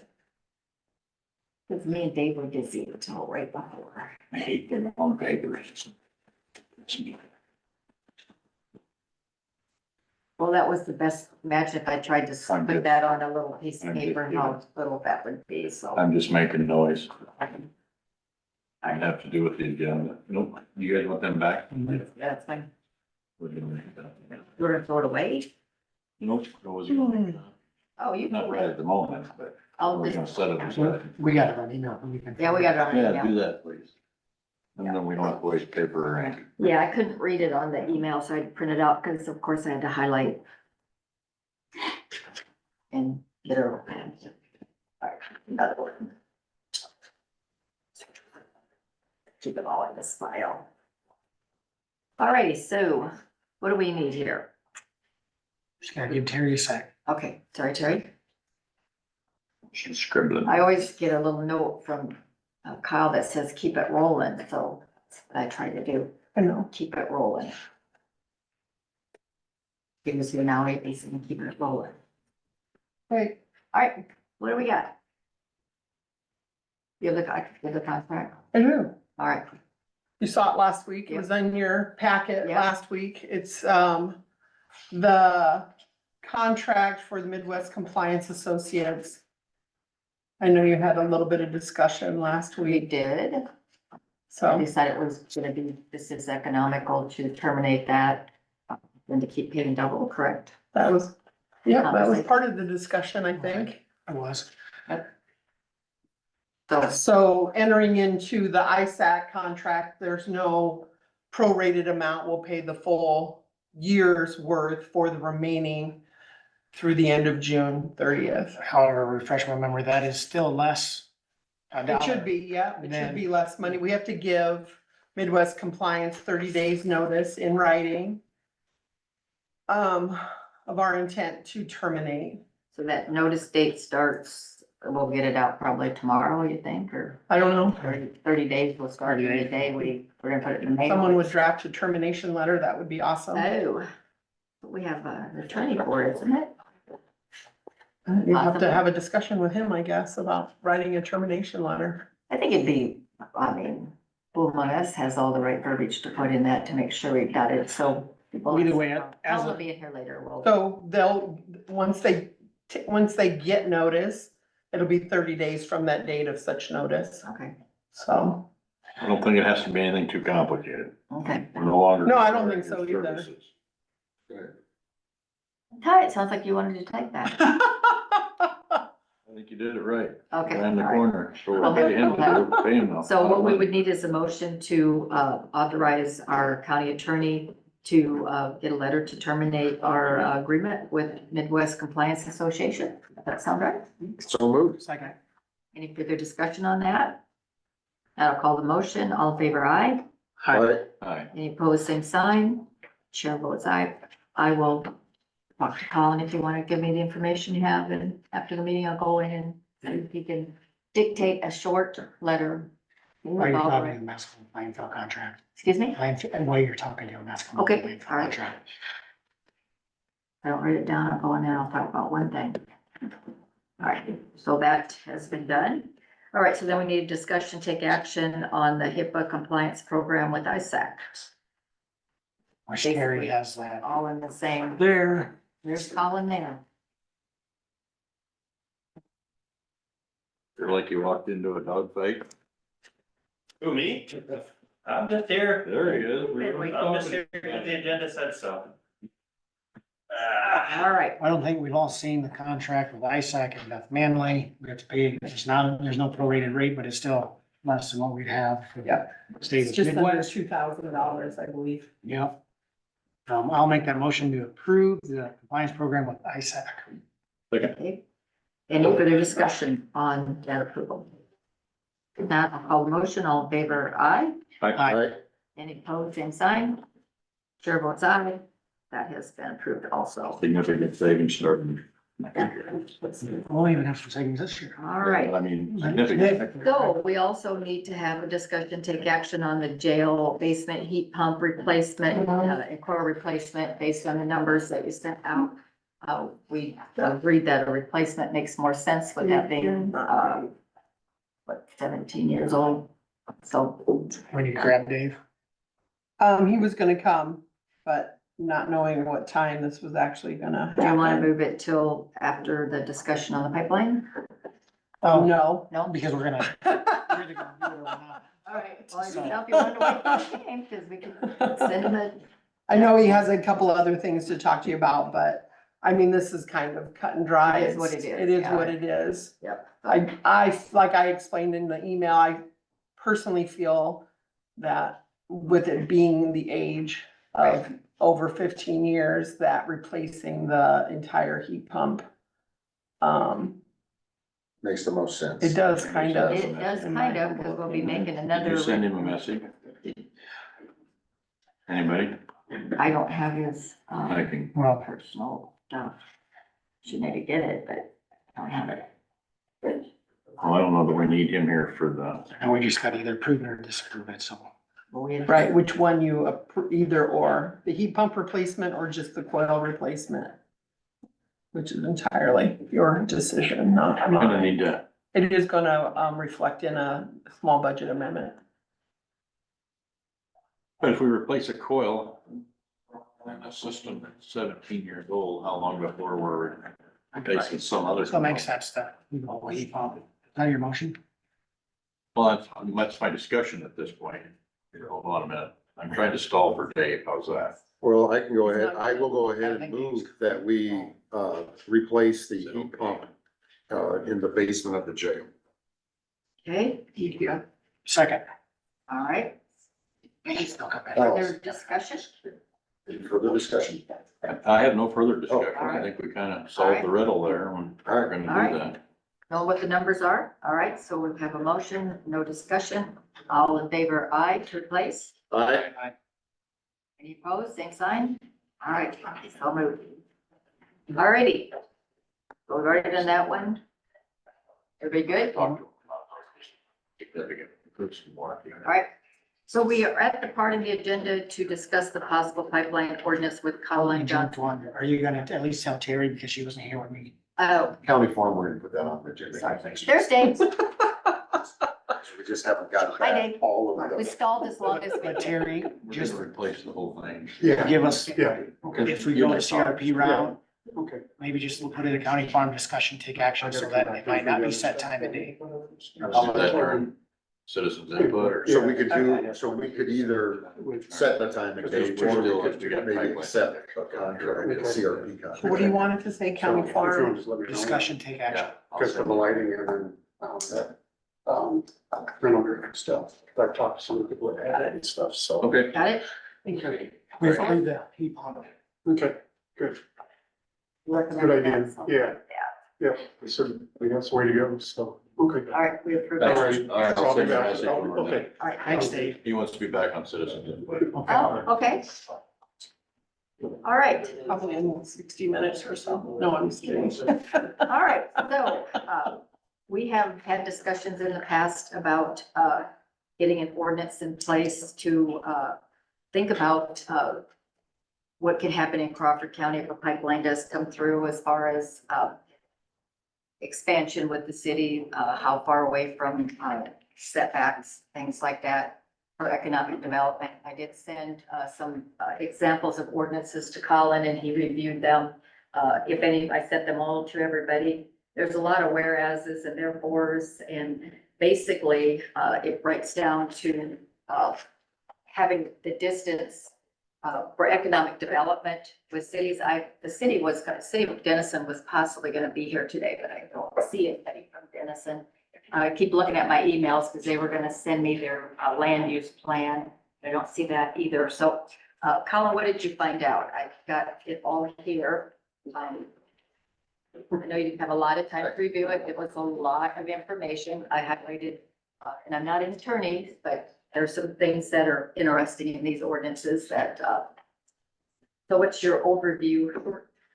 Okay, so my plan today is to cover where we were. Okay. Where we are now, and where we are going. Of course, this is all in reference to any possible ordinance for the county. Before I do that, I want to note a couple of things and also get some direction from you guys. One, as you said, Gene, this is a discussion only. I think this is a good start for any possible ordinance for the county, but it is discussion only, and I think we will need several more discussion items like this before the county, if the county were to have an appetite for ordinance, we need more time. Okay. Also, like you said, I've only had a short time with this material. And so I don't claim as I sit here today to have 100% of everything digested. So I would like some more time. So if you'd have me back a second time, I could fill in more if you feel like you need more. And also, I haven't had an opportunity, but would like an opportunity to discuss with the Dickinson and Palo Alto County attorneys, kind of their thinking when they were going through the ordinances, and I haven't had a chance to do that. Lastly, of course, we know from Shelby and Story County with their ordinances that Summit will challenge any possible ordinances. They have a history of challenging these ordinances. So especially on the third part of where are we going? Like what do we do in the future? I would like some parameters from the board before I start talking about everything else. Like, how much discussion do you want out of me today? Because some issues that come up might be better discussed in a closed session, might be better discussed in a one-on-one session maybe. It may not be best for me to discuss publicly. So, I mean, Summit's in the room. I mean, I forget his name, but I have a familiar face. And so, you know, considering the context of which we're discussing this, you know, maybe there's some areas that I shouldn't flesh out. Because like with anything, there's pros and there's cons. Yep. And how many cons do you want me to get into here publicly today? And so I would throw that to you before I get going. Or I can maybe just hit the brakes when I think I'm coming up on an issue and you guys can. Hit the brakes Okay. anytime you think you need to. The one thing that I think we should point out is along with the Palo Alto, ordinance, they have a, what did you call it? A kind of a stay that we Yep. wouldn't. And I have that part of my discussion. Okay. I'll touch on that. And then discuss the PHMSA letter also. Yep. Findings. Yep, that's all part of that too. Very Okay. good, all right. So if you guys don't remember, well, I'm sure you remember Shelby and Story County had their ordinances in place. They were challenged by Summit in the Southern District because those two counties are in the Southern District in federal court. And Summit won a summary judgment. So Kyle, can you explain a summary judgment? summary judgment is a motion made early on by either party. And you have to claim there is no genuine dispute of any material fact. And also that whoever is asking for the summary judgment is entitled to the summary judgment as a matter of law. That the facts don't matter. We don't have to talk about who said what or who did what. Those are the facts of the case. We're saying, just legally speaking, the issues as presented, there's no dispute as a matter of law how they shake out. And so this is typically a motion that you make early in a case. It's not something you make at the end where you have witnesses and facts and exhibits presented and all that stuff. It is moved, the moving party says, hey, we don't need to get into the nitty-gritty. The law is on my side clearly, so I want a summary judgment. And if you're granted a summary judgment, you win on the law without having to go through the rest of the trial. And so that's what Summit won against Story, and that's what Summit won against Shelby. Essentially, the federal courts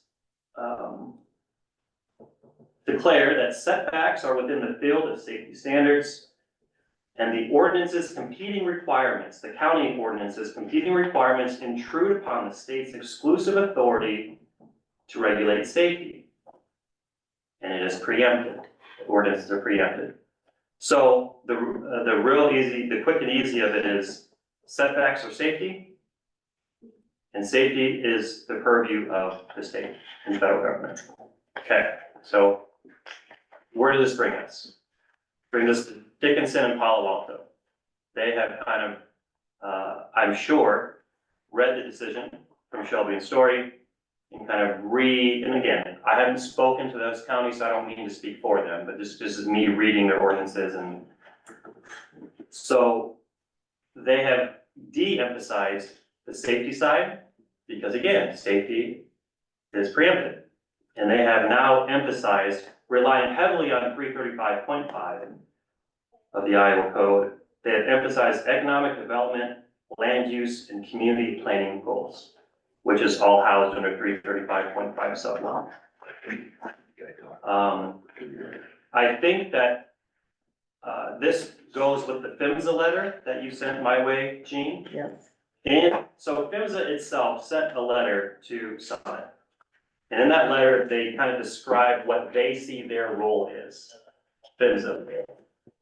And they say certain things in that letter, and I've highlighted some of them to talk about today. So in that letter, PHMSA says to Summit, local governments may still exercise powers granted to them under state law, as long as they don't adopt pipeline safety standards or contradict federal law. And what that is just a statement on preemption. you can do and exercise power as long as those powers aren't preempted by something else, the state and federal government. They go on to say that local governments have traditionally exercised broad powers to regulate land use, 335.5, including setbacks and property development in the vicinity of the pipelines. And nothing in the federal law prevents local or state government from traditional land use regulation, again, as long as they don't attempt to regulate the safety of the pipeline. So that language seems favorable. It seems like the federal government has left a lot of room and deferred a lot back to state and local governments. Some things that I would note about that letter.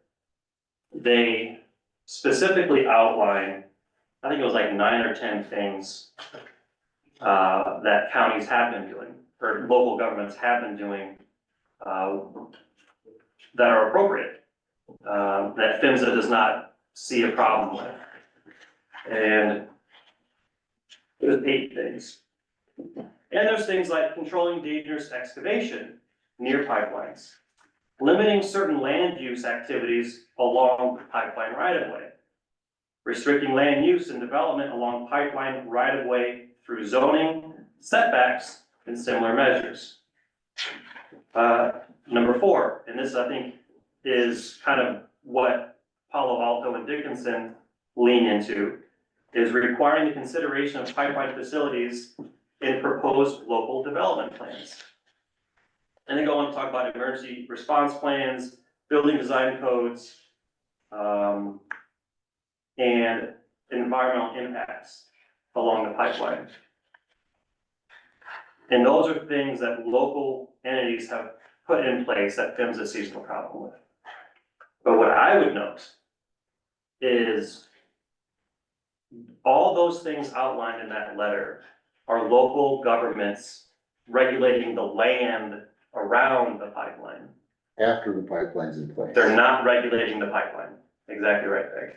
And I think that's a key distinction. So you can say, hey, you can't build your shed within 100 yards of this pipeline.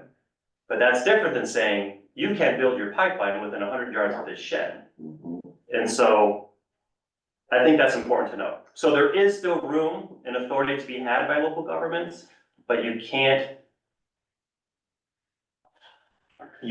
act on things that are preempted by the state and federal government. So how does that affect existing households, building sheds that are close to the pipeline already? So they're, I mean, the county would be within its right to grandfather those things in to any new zoning requirements made along the pipeline. If it's, and I could look into this more, but if it's deemed too hazardous to be there, then perhaps they're going out. The building, not the pipeline. Yeah. right. Okay, and so PHMSA, of course, is the federal regulation body. Of course, the preemption in the Story and Shelby County matters had 2 levels of preemption, both federal government and the IUB, the state. Local ordinances can be preempted by either entity, federal or state. And so it's not just PHMSA saying, so when PHMSA says, you know, the local governments can still do this, that, and the other thing, we, as the local government, have to be mindful of also any IUB and state regulations that can preempt, not just what PHMSA says is okay. The other thing that Dickinson and, well, at least Palo Alto specifically is considering, and I don't know, have they done it yet, Gene, or Palo Alto, have they? I don't know where they're at with this. Okay. So they adopted along with their ordinance, a resolution for non-enforceability for the time being, until, it says right in their resolution, it's not enforceable until a final judgment confirming the county's authority to enforce pipeline setbacks. And so essentially it just lays dormant until the litigation is done. And if the litigation is done and it confirms the county's authority to have the setbacks in place, well then, the ordinance will take effect. And until final judgment is had, then it's just kind of lays dormant, like I said. What's the benefit of having that in place beforehand, or is there any benefit? Again, I haven't spoken specifically to Palo Alto, but this type of arrangement, typically you do it and says, you know, I want this in place, but we're not gonna enforce it until we can, essentially is what it says.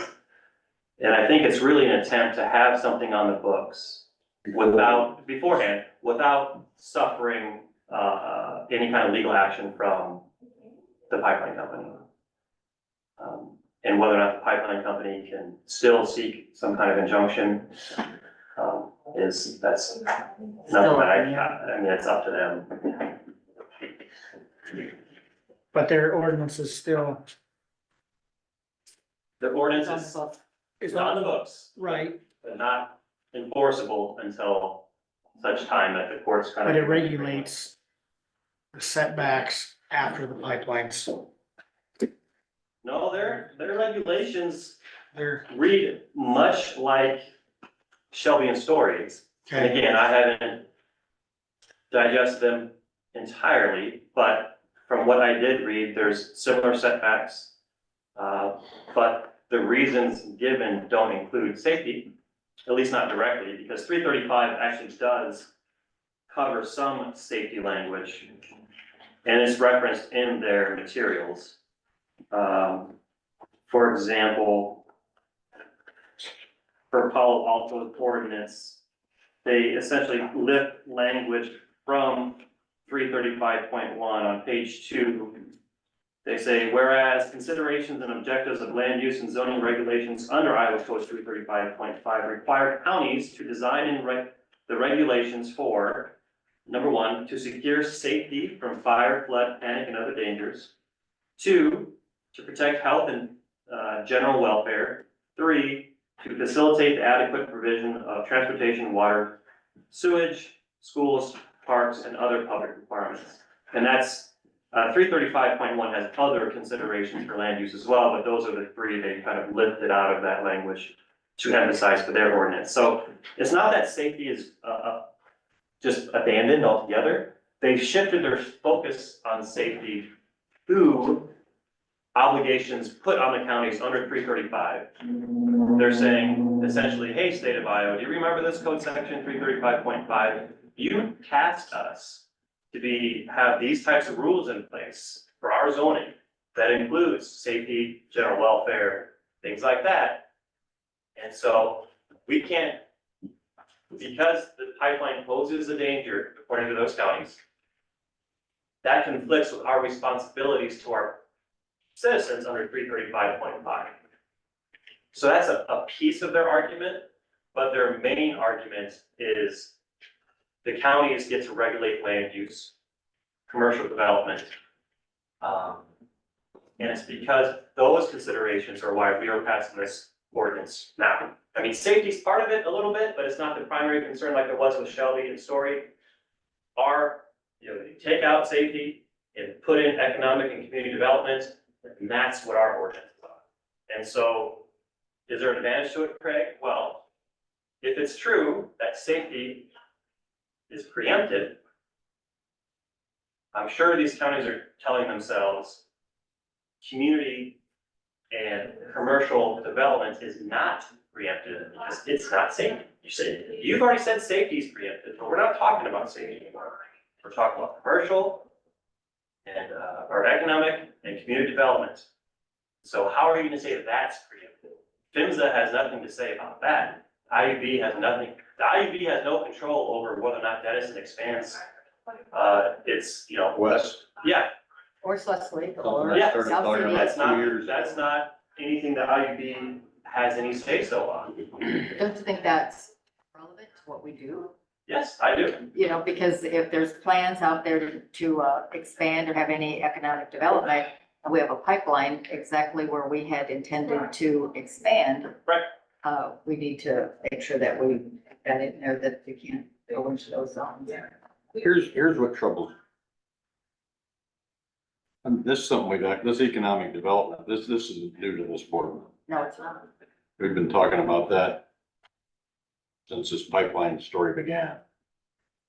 The problem was that IUB didn't allow any flexibility to the pipelines to maneuver. I mean, basically the pipeline was dictated to, you gotta have a pipeline route through these counties. Basically, before we even knew that there was a problem or a challenge to come.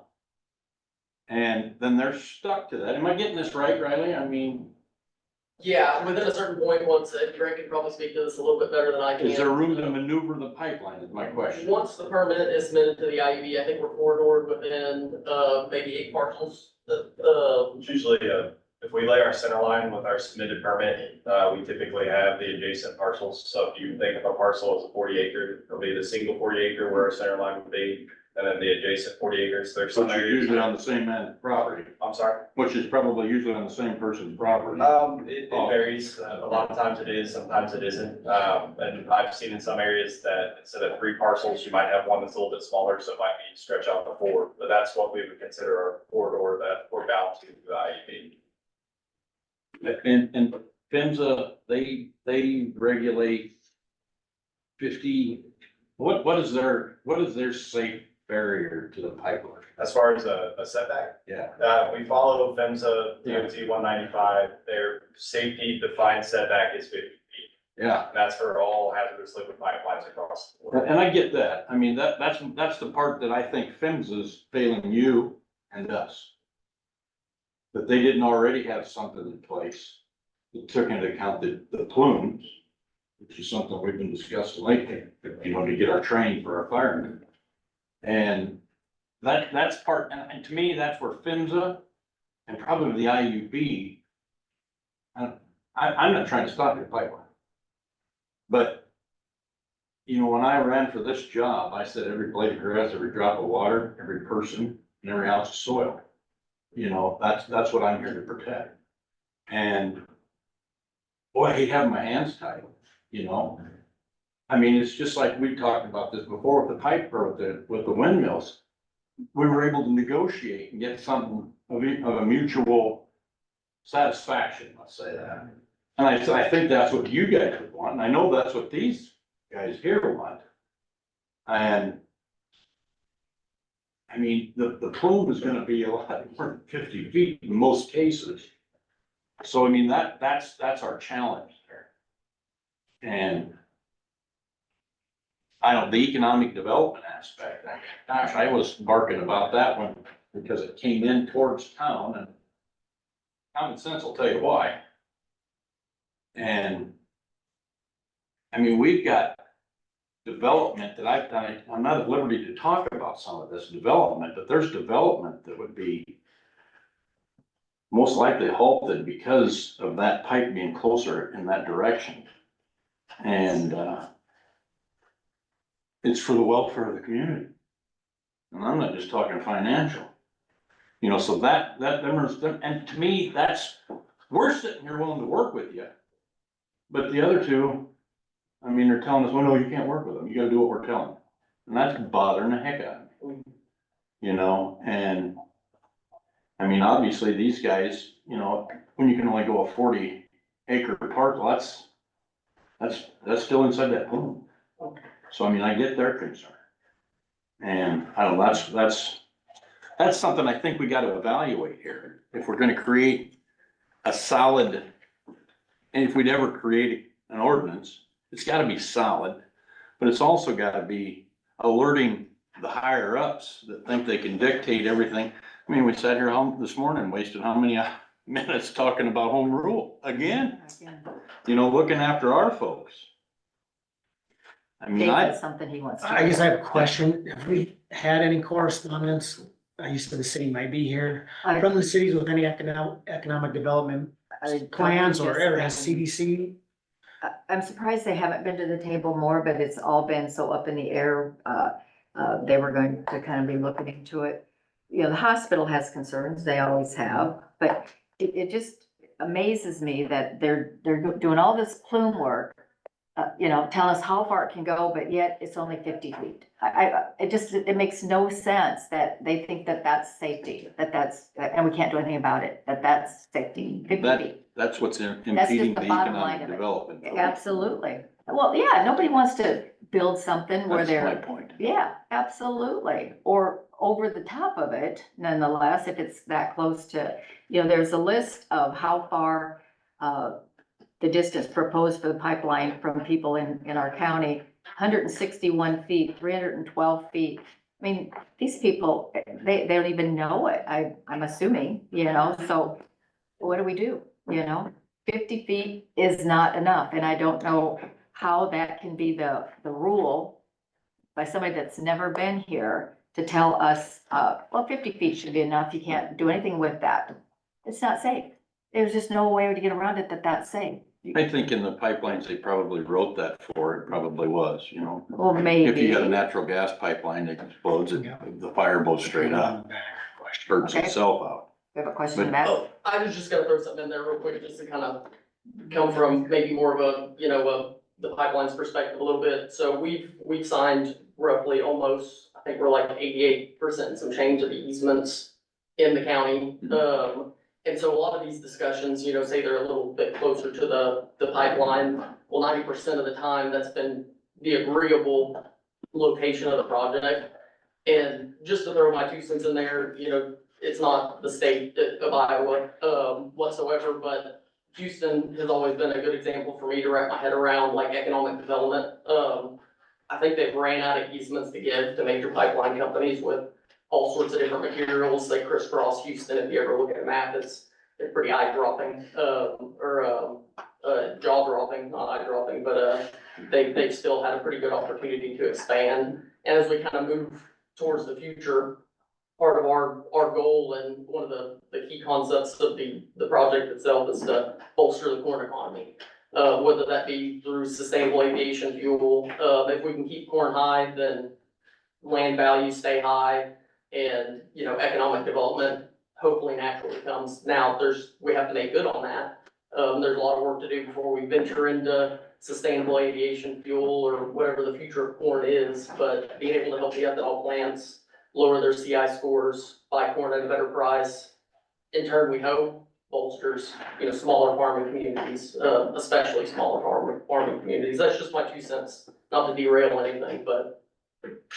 Just my 2 cents, when you're talking about the people who are close to the pipeline, of these 190 residents that are close, only 20 of them are landowners who signed easements. The rest are tenants on those lands, had absolutely no input. The IUB did not let them testify.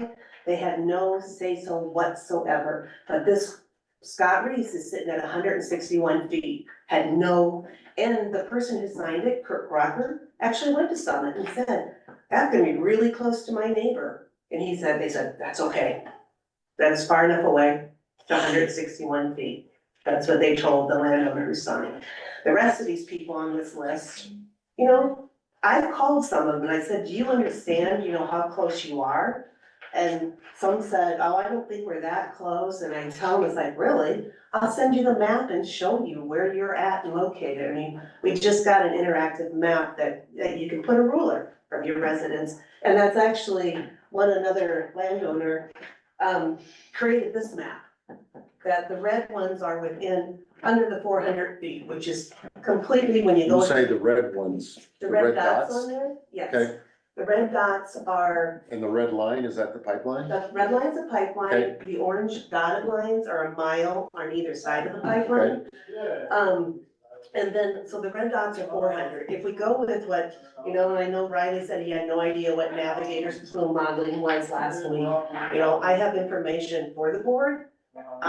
This is information that was entered into, the testimony in South Dakota, in Illinois, and also in the Iowa. That went to the 400 feet, the 1855, based on an 8-inch pipe. And I realize the discussion today is not about safety and it's not about this, but I just wanted to do a comeback to Riley's statement that these people understood that they were signing. Thank you. Colin, what's kind of Dickinson and Palo Alto's time frame or they put this ordinance in place and then? Apparently Palo Alto's passed it, but they have that, non-enforceability provision, which is, I'm not saying I'm right, but if you were asking me my advice on it, not to, try to contradict Palo Alto or whatever they might have been thinking, but I see some issues with it. Do you want me to discuss those issues?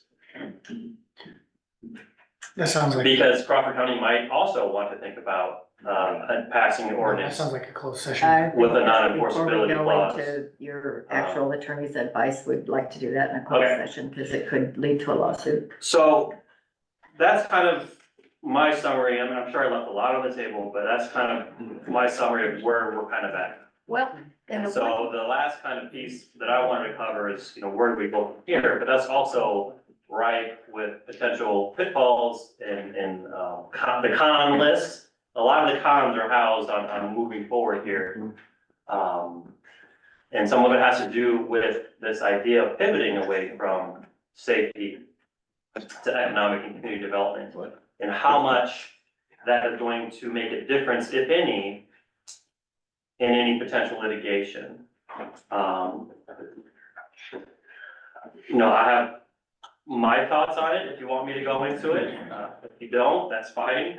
I just think you should save that for. Okay, one thing I will say is that Story and Shelby are in the southern district in the federal courts. Crawford is in the northern district, so these decisions made for those counties aren't automatically binding on the northern courts. Already quit. But it's certainly something that any judge is going to reference in the northern district for any potential litigation, no matter what it's on, safety, economic and community development. They're going to, I assure you, reference back these decisions in the southern district. Not that they're automatically binding, but they're gonna be curious about what they I said. mean, Colin, to date, I think that as far as, I can't speak, I know for every board member, but I think the information that you've given us has been spot on and extremely accurate and not biased, I guess, on either side. You just try to present us the facts.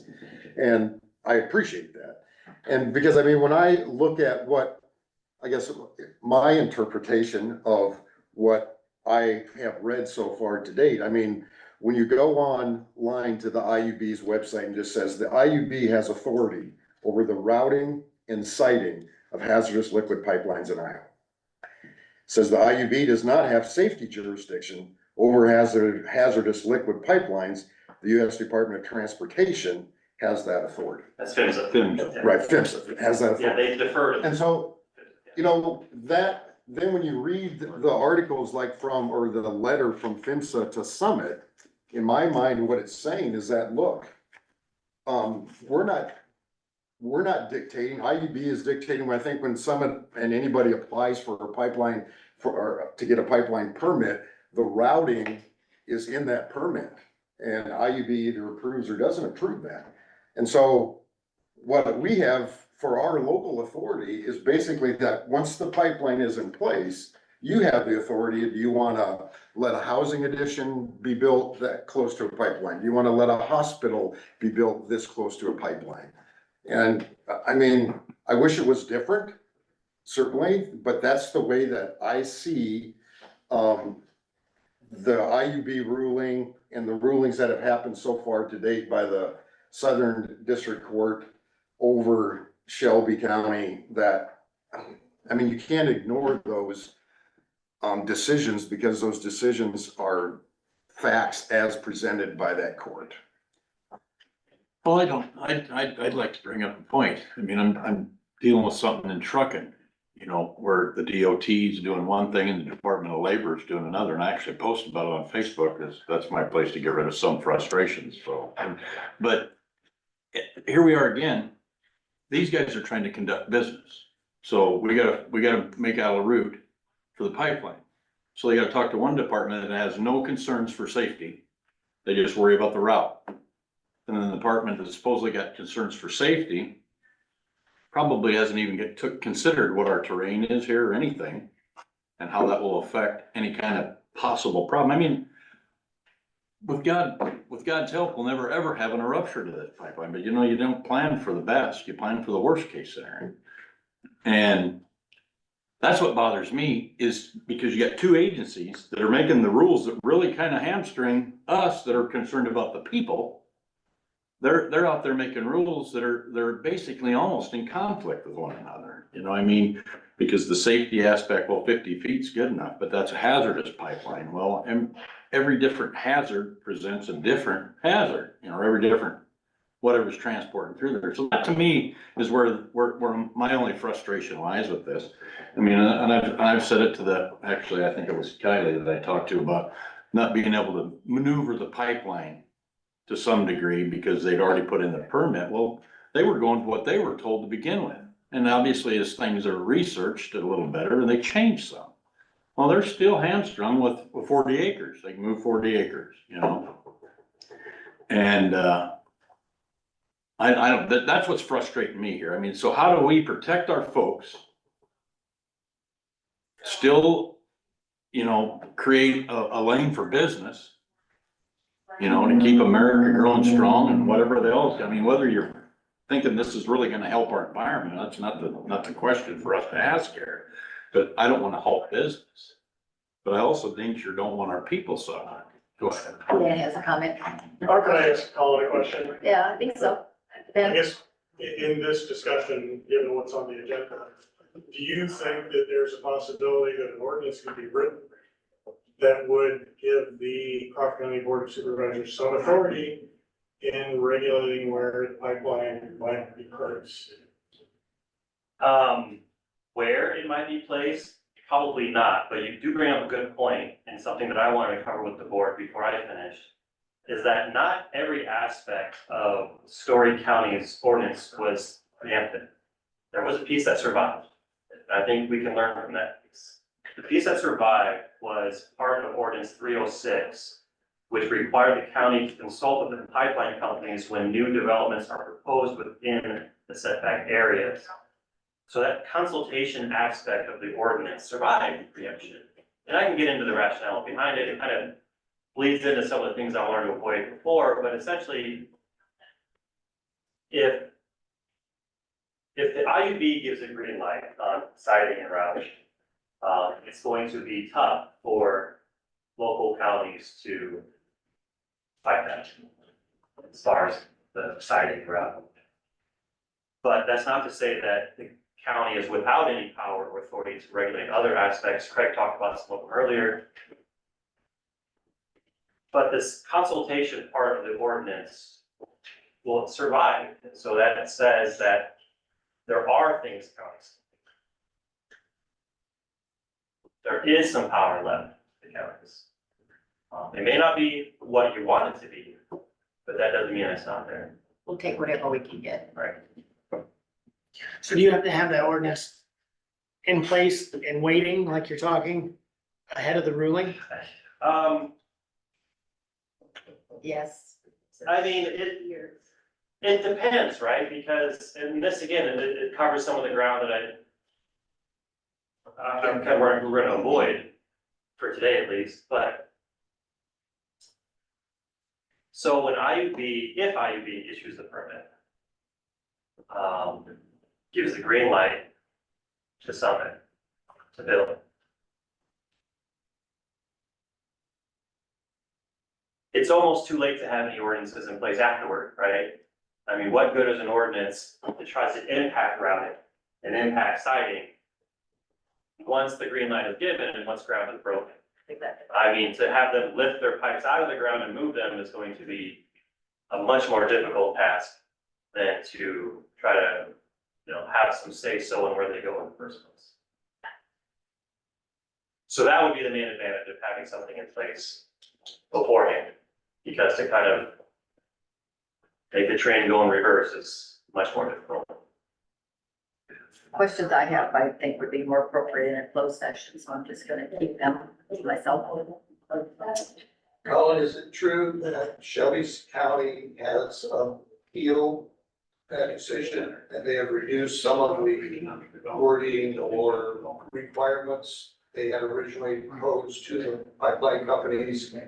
Those ended in, taken out, and so now they're waiting for action to be taken on this appeal, which could be 6 months to a year. I would imagine that both counties appeal, but I don't have any information on the appeal or anything that would have changed. I mean, an appeal would be, the county saying the court made some mistake in law or misapplied, or misunderstood something, so they're appealing the decision. I suppose that nothing would stop the county. In fact, they did that, Story County did that with their ordinances. They passed 306, and then litigation started, and then 6 months later, they passed 311. And they made the argument to the court that 311 has nothing to do with 306, but they're both regulating the pipeline, and the court didn't buy it. But I only mention that to say that the counties could just kind of start from scratch and make a new one. And it wouldn't necessarily be an appeal, it would just be a new ordinance that someone would have to challenge. Bonnie? Or they could be doing both, they could appeal the one decision and then restructure their new ordinance and kind of wait to see what someone will do with the new one. Sure. We have a question from Bonnie. What's your question? Bonnie Evil. Yeah, good morning. Yeah, I just want to reply to Riley's comment that the people that signed the easements voluntarily, those 88% in Crawford County, back in the beginning, they didn't know how dangerous this, they weren't told how dangerous this pressurized CO2 is. The very first informational meeting that we went to, Jimmy Powell himself told us that it was just a harmless, that if there was a break in the line, it was just a harmless gas that would dissipate. And then 2 years later, this past September, when Summit testified at the Iowa Utilities Board, they were saying that it is so dangerous, it's a national security risk. And that's why they wouldn't release their plume modeling. So the people that signed early didn't know what they were signing on for. That's all I wanted to point out. Thank you. Thank you, Bonnie. Well, to play off of the plume modeling, there's no place that says 50 feet is a safe distance. That's just kind of an oxymoron, if you ask me, because it's just not safe. It's so secretive, and I agree with Bonnie, so secretive that when they talk about having our safety people come in, you know, at hazmat, and we're gonna provide all this stuff. If it's just a little fuzzy bunny running across your property, why are we going to all this, you know, safety, you know, and it's so secretive that the landowners can't come in and see what it is because they might, it just doesn't make any sense to me. So, you have a question? Maybe I just wanted to comment to Ty. PHMSA hasn't come up with CO2 regulations yet. They're not even out until June or July. So that agency hasn't played into the safety aspect yet. So we're still waiting. Yes, sir. PHMSA did come out with a bulletin, which resulted in lateral migration and scour analysis across the entire length of all 5 states.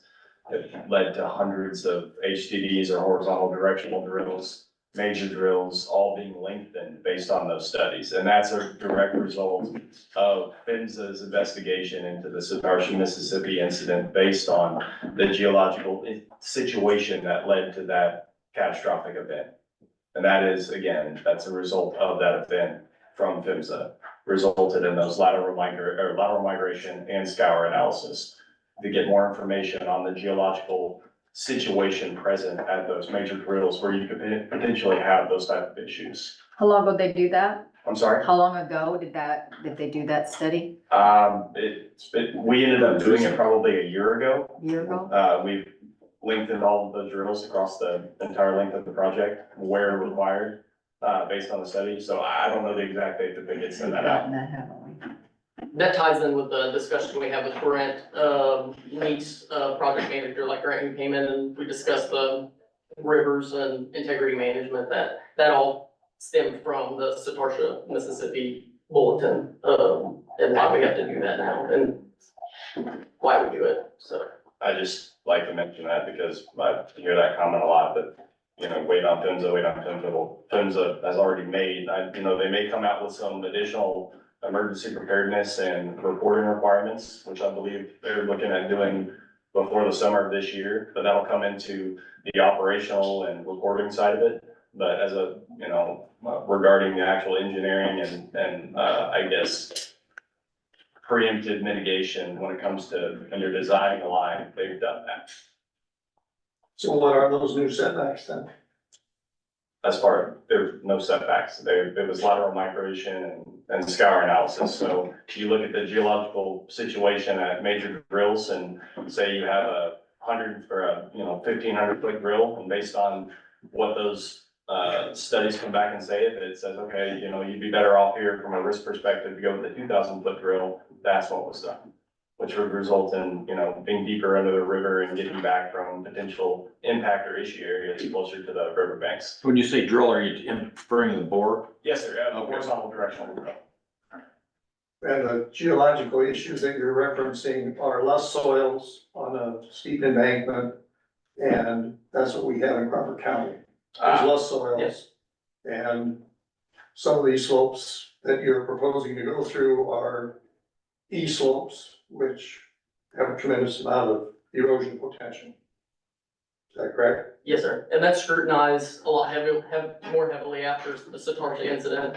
A landslide triggered that guillotine rupture exposed pipe. And so that's something that, you know, on the integrity management side of the project, which is pretty extensive portion of building a pipeline these days in a safe manner, is checking certain geological risks such as areas prone to slides, erosion. Last thing we want is exposed pipe. We're regulated to fly the pipe 2 weeks, or every 2 weeks, so. 26 times a year, and that's a federal requirement. Yeah, that'll give us a pretty good idea, and if there is a significant weather event, say a flood or something, then we definitely want to get boots on the ground and check some of our more sensitive areas, so that's one of the reasons we extended borders, to make sure that's not an issue in the future, and we can go back 50 years and look at geological issues, erosion, river movement, and kind of determine whether or not there's risk factors involved. Getting back to your Houston, point. Yes, sir. Are any of those supercritical CO2 pipelines? Yes, sir. Or Yeah, CO2 generally has been used, and I did a lot of the research. There's CO2 pipelines in over 100 counties within the United States. They've predominantly been used for enhanced oil recovery. Texas, New Mexico, Colorado, Louisiana, Mississippi, Oklahoma, Kansas. So the sequestration part is fairly new for America. It's not new for the world. This isn't novel technology, but there is pressurized CO2 being used throughout the United States for enhanced oil recovery. Okay, and when you're bringing up the sustainable aviation fuel. Yes, sir. As I understand it, the permit that is currently before the IUB is for sequestration. Yes, sir. My understanding is that if you were just going to be putting carbon dioxide in the ground, it could be transported either in a gaseous or liquid state, which does not require the dangerous pressures of 2,100 pounds per square inch. But yet this proposal is only to be in a supercritical state, which is at the 2,100 pounds. And that's primarily for the oil recovery industry, because carbon dioxide at 2,100 pounds per square inch, supercritical, is a superior solvent. And it goes in and it releases the chemical bonds of the oil droplets to the soil particles. And essentially that's why it's so important in that fracking process. So I'm confused how we can say enhanced sustainable aviation fuel if we're putting it in the ground. Yeah, and the CO2 would not be used for the sustainable aviation fuel. I think when you start talking dense phase supercritical I wanna say as long as it remains above 1,300 PSI, it stays in a dense phase and it can move along the pipeline. Now, that's gonna vary in different areas depending on the volume we're coming through. The 2,100, 2,300, I forget the exact regulation. I think you're referring to what's federally regulated as our max PSI. A lot of the times that's gonna fluctuate. We're not gonna go above that. A lot of the times, as long as we stay above, I believe, the 1,300 PSI, we're gonna stay dense phase, which will allow it. The sustainable aviation fuel, so a plant just opened in Georgia recently, I think maybe a couple weeks ago, they're having to import ethanol from Brazil because it's lower carbon. So we're not gonna use the CO2 to produce sustainable aviation fuel. It'll be a means to let an ethanol plant or sustainable aviation fuel factory open, be able to sequester their carbon to be considered a sustainable aviation fuel, and that way they have access to that market rather than having to import a lower carbon fuel from Brazil. You know, it's corn grown in America. There's gonna be a huge demand for it. I've heard you could convert every ethanol plant in America into sustainable aviation fuel at this moment. Once the demand comes, we would be able to meet it. So that's kind of the new Rubicon. We will allow either a company to come in and hook up to us, or if an ethanol plant wants to venture into that, we've lowered their CI score enough to where they could venture into that market, if that helps. And I'm not an engineer, but, Grant, did anything there? Dan had his finger up first, so trying to keep it. Well, I just have a follow-up for Colin on the subject of a potential ordinance. If the supervisors can't enact an ordinance that will allow them any say in where the pipeline will be placed, what are the general parameters of an ordinance you think might be possible? So I guess what I'd say, at least in this public discussion part here, is the parameters would have to be,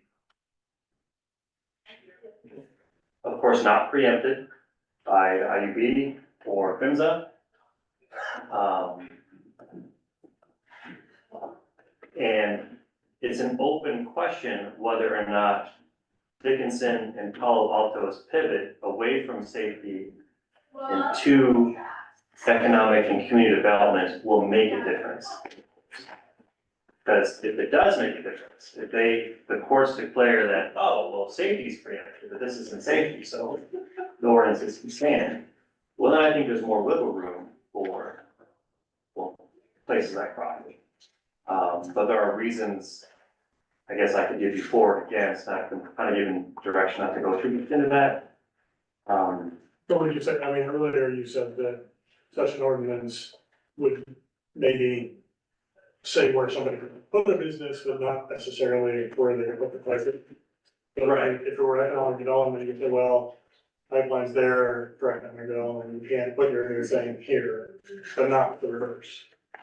That is my interpretation of what PHMSA sent out to Summit as what other local governments have been doing as far as passing regulation when it comes to, is like you said. The pipeline's there, the local government can regulate what goes around it, but it seems, and it's in line with Shelby and Story County, is that they can't regulate the placement itself of the pipeline. That would be preempted. But has that officially been decided by the South District Court? It's not to final judgment, no, which is why the Palo Alto non-enforceability provision is still in place, and so it's not, yeah. So you're up next, I'm sorry. Go ahead. Just a couple comments on, based on what the gentleman said there, just in front of me.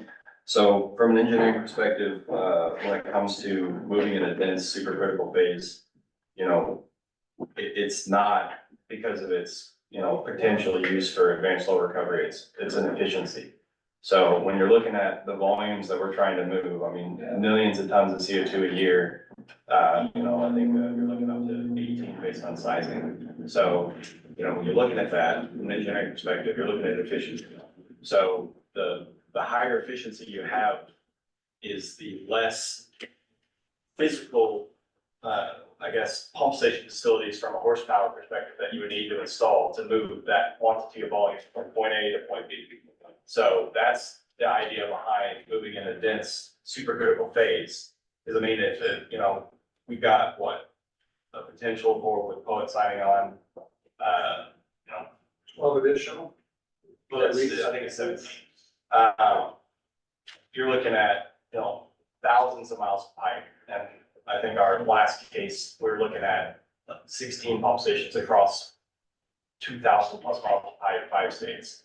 You know, if you want to float a different, I guess, space state, I mean, that hydraulic requirement could go through the roof, and, you know, instead of 16 pump stations, which are, you know, typically gonna be between 4 to 7 acres, just based on where you're looking at putting the pump station and the hydraulic requirement in that area, I mean, that can increase that requirement, you know, tenfold. And I'm not the hydraulics guy by any means, but, I mean, I understand from an efficiency perspective on the engineering side and why, you know, we're likely to move it in that phase. You know, there's another piece of it I wanted to mention there. On the pressure, you know, our bay off of the line is 2,183 PSI. That's a maximum allowable operating pressure. It's a common industry term in the pipeline field. So that is the top end pressure that the pipeline can be operating at any given time during normal operations. It will not exceed that pressure. That does not mean that at all times is the line at 2,183 PSI for the entire length of the line, you know, all 2,000 plus miles. Typically what it's gonna look like if you had to draw down on a group graph is you're gonna have your pump station. That pump station is gonna increase that volume up from an efficiency perspective to the pressure required to get that volume to where it needs to go. And going between that pump station and the next pump station, that pressure is going to decrease at a gradient. And to just before going in that next pump station, it'll be where it needs to be to maintain the dense supercritical phase. So whether that's, you know, 1,350 PSI in a given area, it will never be that 2,183 PSI at all points along the line. It's gonna be going like this as it goes to those pump stations. That's just one thing that, you know, I've seen in the meetings I've gone to that, you know, people either assume that they don't have a lot of experience with pipelines, that when I say, you know, it's that it could be over 2,100 pounds. Yes, in a given area it could be, but in most cases it's not. From an efficiency perspective, we're gonna build it so that it requires the least amount of horsepower when in the form of pump stations to get it from point A to point B.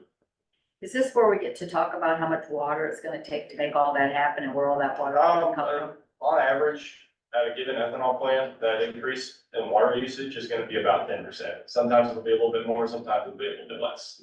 And how big of a pipe are you talking about when you're talking about all this fluctuation? Are you talking about the 8-inch or? As far as, The pipe, the size of the pipeline, size of the pipe? I mean, the pipeline varies across, just depending on where it is, you know, our main line is obviously gonna be a little bit bigger. You know, we get up to 24 inches, our max, going up to North Dakota. You know, a lot of trunk and lateral lines to go down to singular plants. I mean, we're only gonna size that for, you know, what the capability is of that plant. I mean, we're not 40 gonna. at Crawford County right now, do you? 8, and then, just before, it looks like maybe a few miles before the county line, we moved to a 10 where we discussed having that launcher receiver site, where we switched from 8 to 10. So, that's what we proposed right now. So that just goes back to efficiency again, you know, we're not gonna put a 24-inch pipe in for a single plant if we don't necessarily need it. The why is our easement saying 24 inches? Out of I curiosity. mean, again, they just like flexibility. Yeah, in case down the line we had to, and we did a pipe size early on, we re-engineered a little bit more volume into our system in case, you know, we put ourselves in a good position to bring on new customers. So we wanted to be able to factor that in without having to dig the pipe up. And I mean, I was gonna say to her point, I mean, we've had numerous line changes across the project, but I think the majority that I've seen in Iowa have been, we used to have some 4 inches, like the line that goes down to Shenandoah, it used to be a 4-inch, now it's a 6, so it's typically a step up and pipe 1, you know, you go 4, 6, 8, 10, 12, 16, 20, 24, so on and so forth. And is it true that when you increase the diameter and the size of the pipe, you also increase the risk? And regarding what? People getting smoked if there's a I mean, if you have an increase in diameter size, you do have an increase in the volume capacity of the line, yes. As far as inherent risk with the line itself, just by going from a 4 to an 8-inch, I mean, no. It depends on how you're defining that risk. If you're defining it specifically to the volume of CO2 in the line, yes, there's an increase from a 4-inch to a 6-inch to an 8-inch. As I understand that a 24-inch pipe has 15 times the capacity of Yes, eight. it's.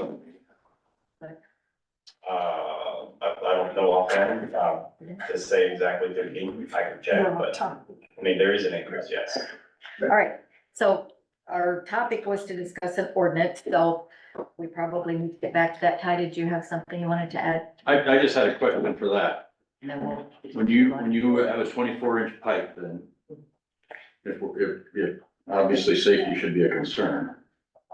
Will your check valves be closer together on that pipe so that basically what would be expended into the atmosphere would be, or on the ground, would be a lesser, you know, if you're at an 8-inch and you're a half mile, would you be, when you got up to 16-inch, would it go down to a quarter mile between check valves? You see what I'm saying? I mean, that would let less gas out, so our risk obviously would be mitigated. Right. Lessened. No, I mean, we don't take that kind of philosophy to it. You know, we take that minimum of 20, which was reduced down to 15, per PHMSA. And then you do what's called an EFRD study. And that's just a very detailed engineering risk analysis, and that's what adds additional valves in between. So in, you know, coming through Iowa, you don't have a lot of instances where, you know, you're gonna have the maximum valve spacing between valves. Especially when we get closer to cities and things such as that. Whenever you bring HCA's and other populated areas in, I mean, that valve spacing is going to reduce. Whenever you cross a water body crossing that would be considered a navigable waterway and then has a wet bank to wet bank of, it's either 100 or 150 feet, there is a valving requirement on either side to protect that water body as well. So that adds additional valving into the project as well. Speaking of that valve, rather we take a look at, find out whether there is going to be a valve station on our avenue. Oh, I haven't been able to look at it, I apologize, but, I wrote down your information, I'll get back to you on that. Sounds good. So to get back to our discussion as far as an ordinance, what's the wishes of the board? Do we want to have Colin contact Palo Alto and Dixon County and kind of ask a few more questions, put it on the agenda and possibly go into a closed session to discuss in detail recommendations from our county attorney and just to be able to discuss the pros and cons of getting such an ordinance in place? I think that gets us back to what we have on our agenda. I mean, to me, that makes the most sense. I think Palo Alto's ordinance was 19 pages, Dickinson's was 17 pages. It seems like there's a lot of pages for. It's a lot of just What they- describing, you know, who, what is and all Didn't really that stuff. say, but, it would be nice to get the intent, I guess, and that's what I think you can get from talking to those county attorneys is what were they looking at? And is it something maybe that you're not looking at as far as, you know, that aspect of it? And that's why I guess I'd like to do that, I will say, when you bring up intent, I will say one thing, when I was rereading, I think it was a Story County decision, there was a discussion on intent.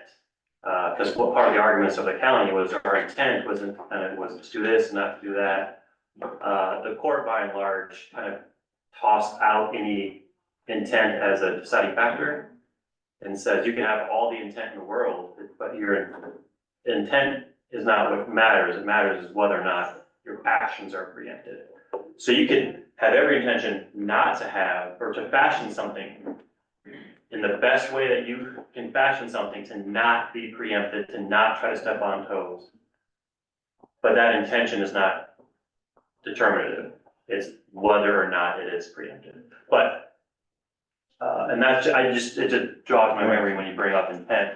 But I agree with you, Craig, that, you know, I mean, I'm just one person sitting in an office and these people have, no pun intended, gone through the pipe already. So like, it'd be nothing else but helpful and illuminating to kind of talk to them about, you know, what was your process? What were the things you considered?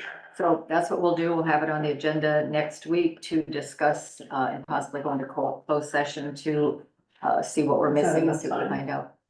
No, I not don't think next so. week. I have a lot between now and next Okay, week, so all maybe right, 2 all right. weeks.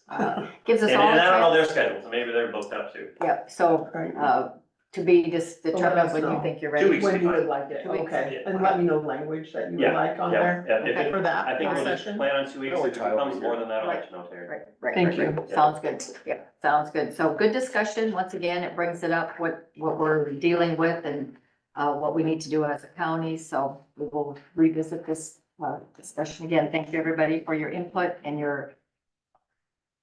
So, alrighty, anything else? We have citizens input. Don't have anything for the citizens input? Dave wanna, Yeah. I mean, Yeah. Dave, that's okay. You He does, Alright, wanted to say something to us? he does. do we need to call him back? I think Ty's doing that. At the end of the day, that's what we want to be. I sent it. Thank you. Anybody else have any thought? Yes, Yeah. Would you like Yes. individual maps? That would be great. Well, I'm asking like. Let me get a copy of that. I don't know what's, I mean, My reading on that is just. That is a lot of work that we sit on into that. Thank you very much. only thing. Yes, thank you. Appreciate. Appreciate. Yeah, I'll, you would like it to have that.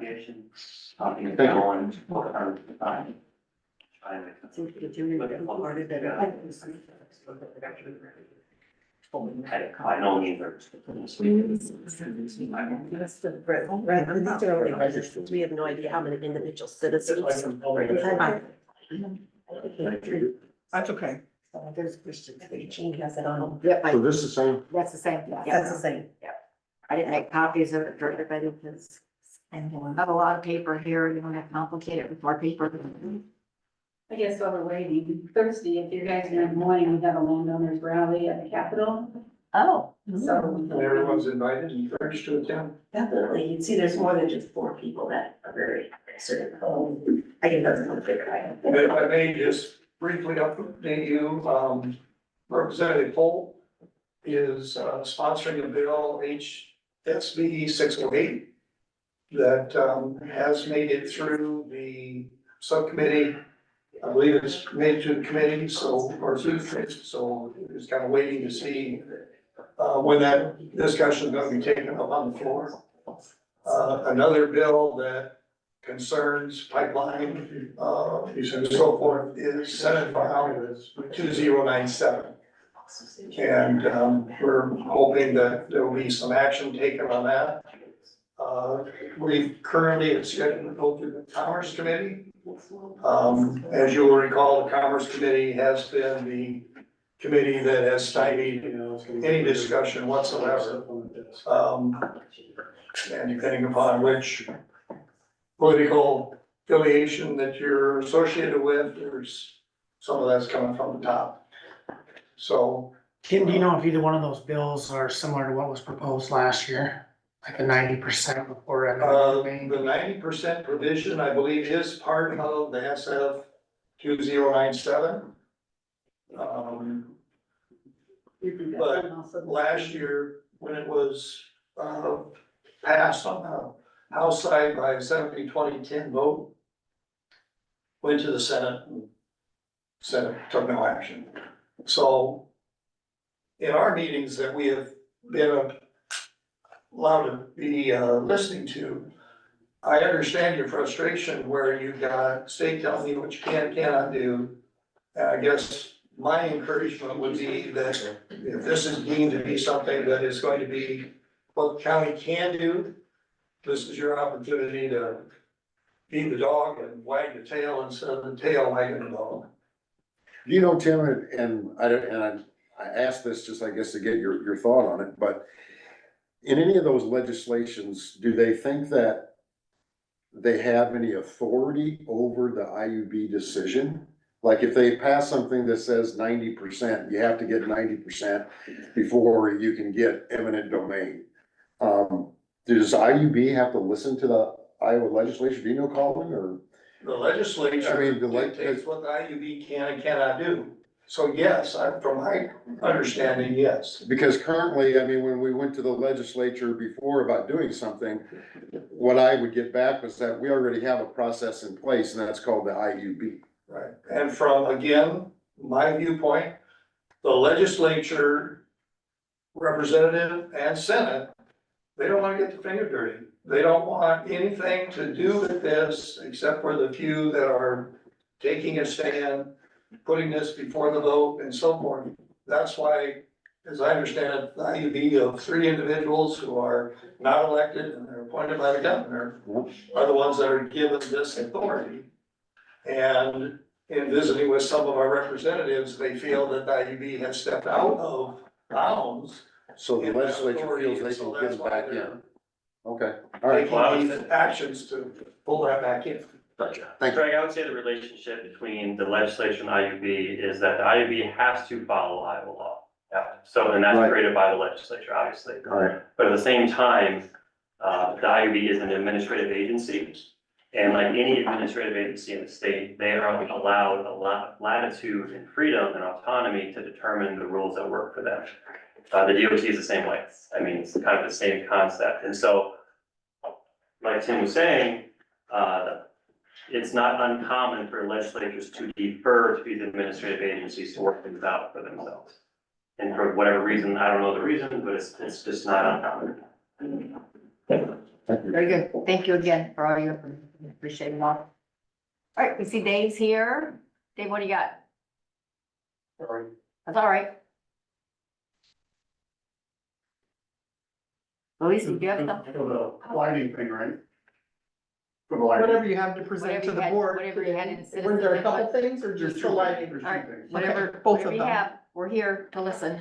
Yeah, we should. Just real super quick, remember last October, November, we were talking about the courthouse lighting it for, and we tried the green solar lights, it kind of worked.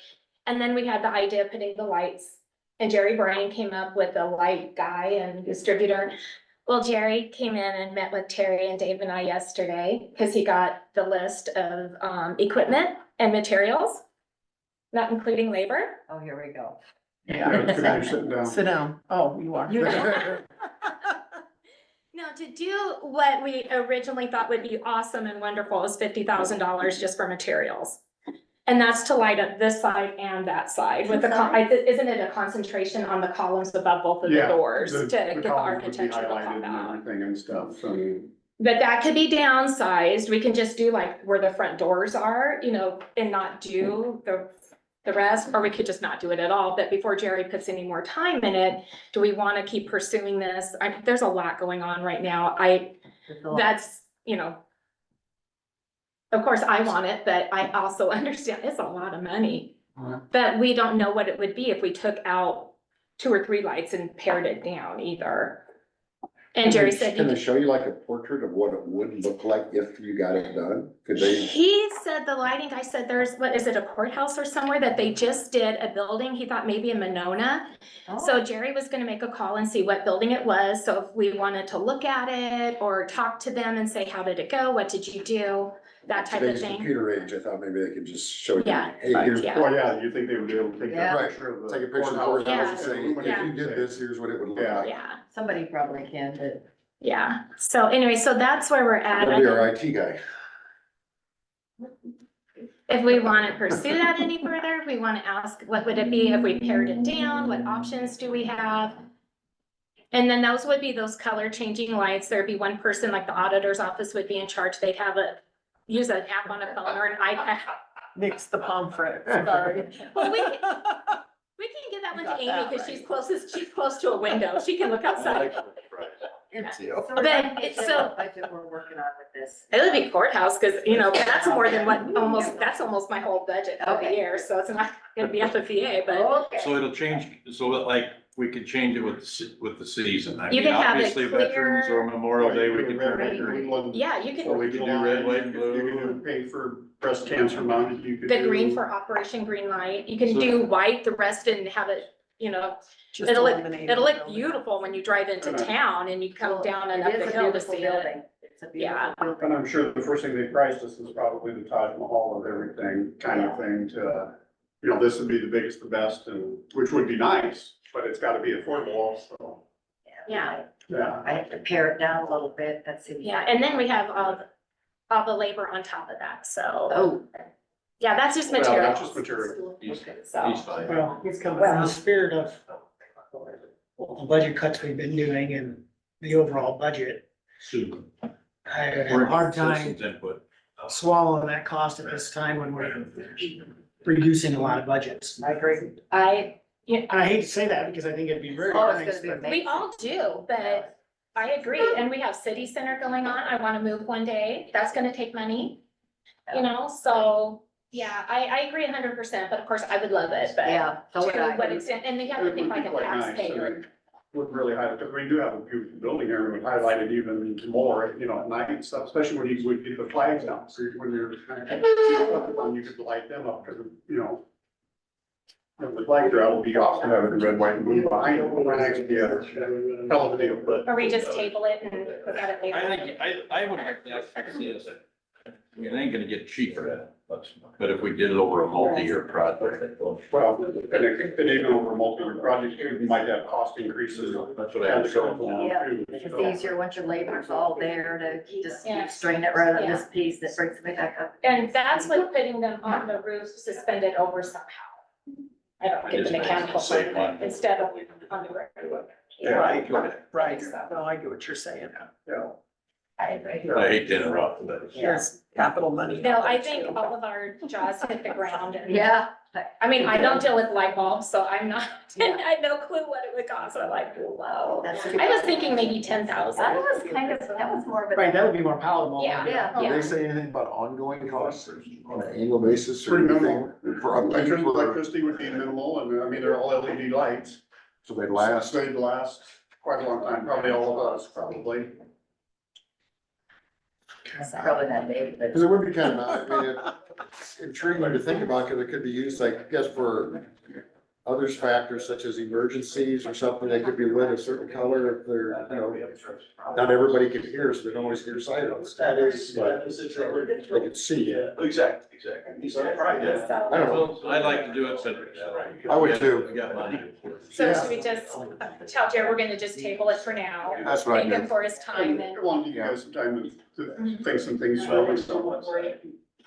Thank you very much for all the work you've done on that. I forgot all about it until he called yesterday, and I'm like, oh, shoot, yeah. Well, you know, you get on one subject and on to another. Oh, yeah. Yeah, Okay, I thank know, tell me about it, yes.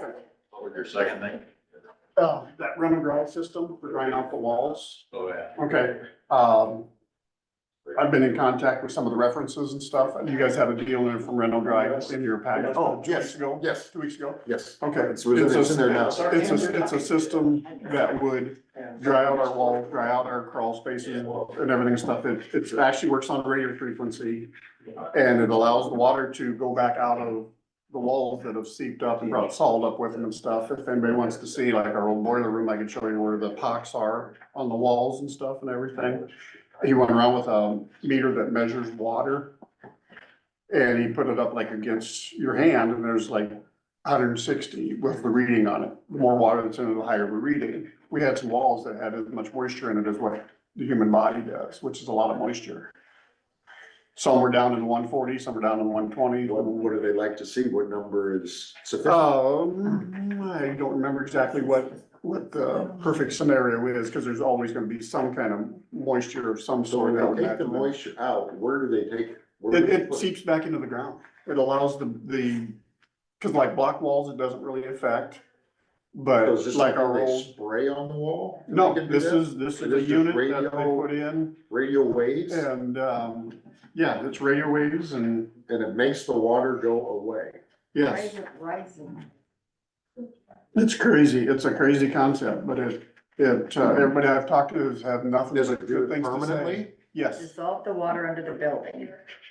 yes. That's what the Russians are doing, that's all right, that'll leach droughts. I mean, you'd wonder, I guess, what Um, prevents the water from going back in if over time, since this building's been built, what, 120 years ago? Yeah.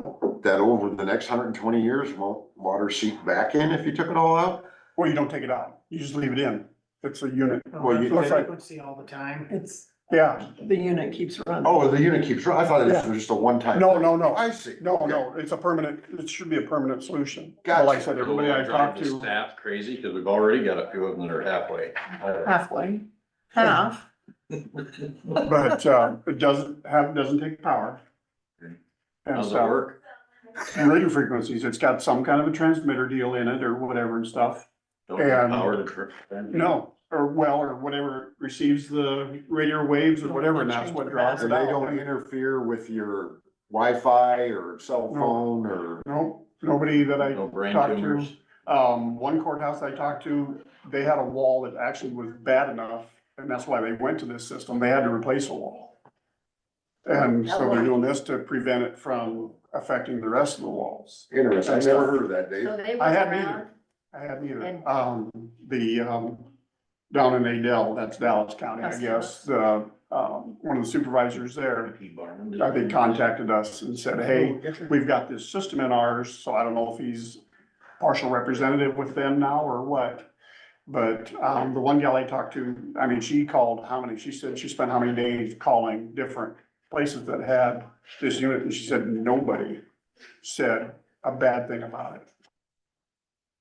Does he come It back takes- in with takes his care of- water tester to tell you? Yeah, usually, she said they came back within a year of theirs getting put in and showed how much moisture had gone out of the system and stuff, out of the walls. Do they do a study on the walls itself, Yep. like how much moisture causes deterioration and versus? like, Well, a that's lot what of they it's, did a for lot of Crawford it's, County a lot of right it's the there. salt. That's Okay. Crawford County right there. Yeah, that's the That's our readings and actual stuff on there. wall. But I mean, a lot of it is the salt that gets drawn up with the moisture, and then the salt Sure. makes pox and starts weakening the mortar and, everything else and stuff, so. And the cost? The 27,000. 27,000, there'd be two units, one in our closet and one down in the old boiler room, just as kind of a booster deal to get the stuff down there where. But if you compare that to what a wall replacement would cost you, that's inexpensive. So the one in your Is there a office? warranty with this? It says we won't have to replace the The wall. whole building. What's that? Is there a warranty comes with this? Says we Yes. won't have to replace a wall? No, Well, not No, that, no. but that- no, I doubt that. that, they don't warranty the walls, but they warranty that the water will be out of them. That they'd come back, this one that was 160, that's gonna go down to 120, Well, no, it'd be less than that. less than that. Less than that, yes, because I can't remember what his target point was, on that. So that 27,000 you just mentioned is the equipment, the installation. Yep, that's their whole estimate, yep. Makes more sense to do that than beautiful lights to make the building look beautiful when it's falling apart underneath. Yeah. It's just amazing, the I've never heard- frequency drives Well, water it- out of your foundation walls. Never heard of that, Dave? Yeah, They've never heard of Well, it. and I hadn't either, and the one, I talked quite a bit to the one gal today, because couldn't contact her, she didn't answer yesterday, so I called back today, I talked to two people yesterday.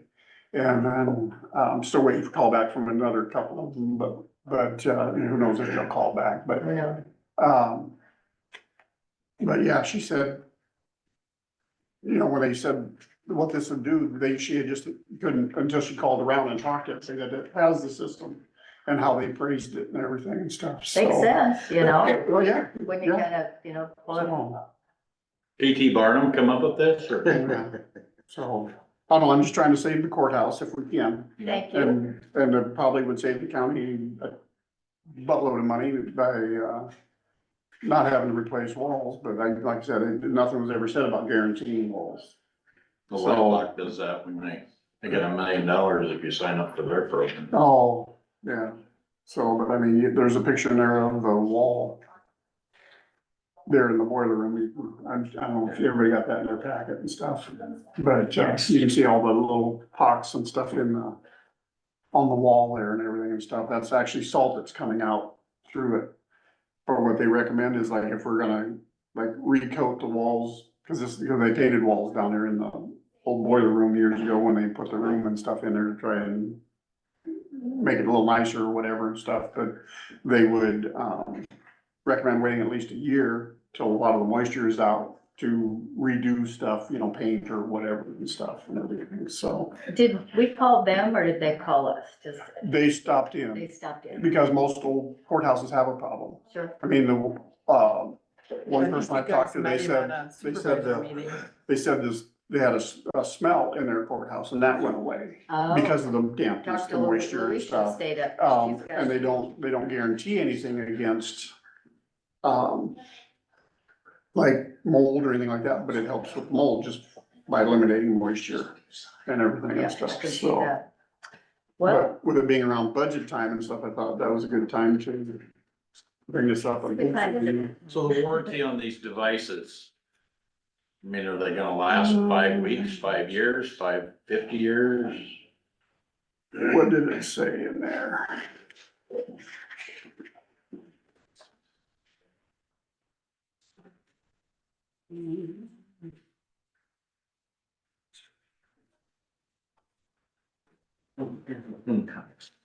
And you don't have to decide today, obviously, it's just citizen Hopefully, input, yeah. and sharing of information.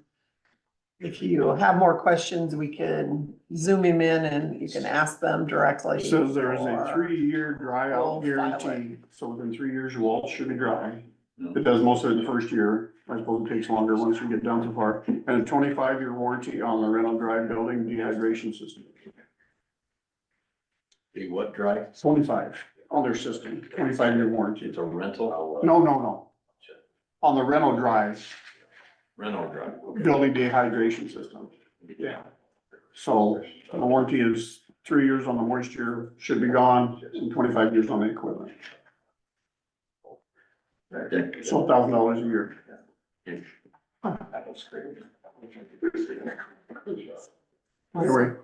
something for you to ponder. Yeah, thank you, Dave. Yep. And yeah, good to bring it up during budget season. I mean, we can, if it's something we wanna do, we can budget that. Okay. Thank you.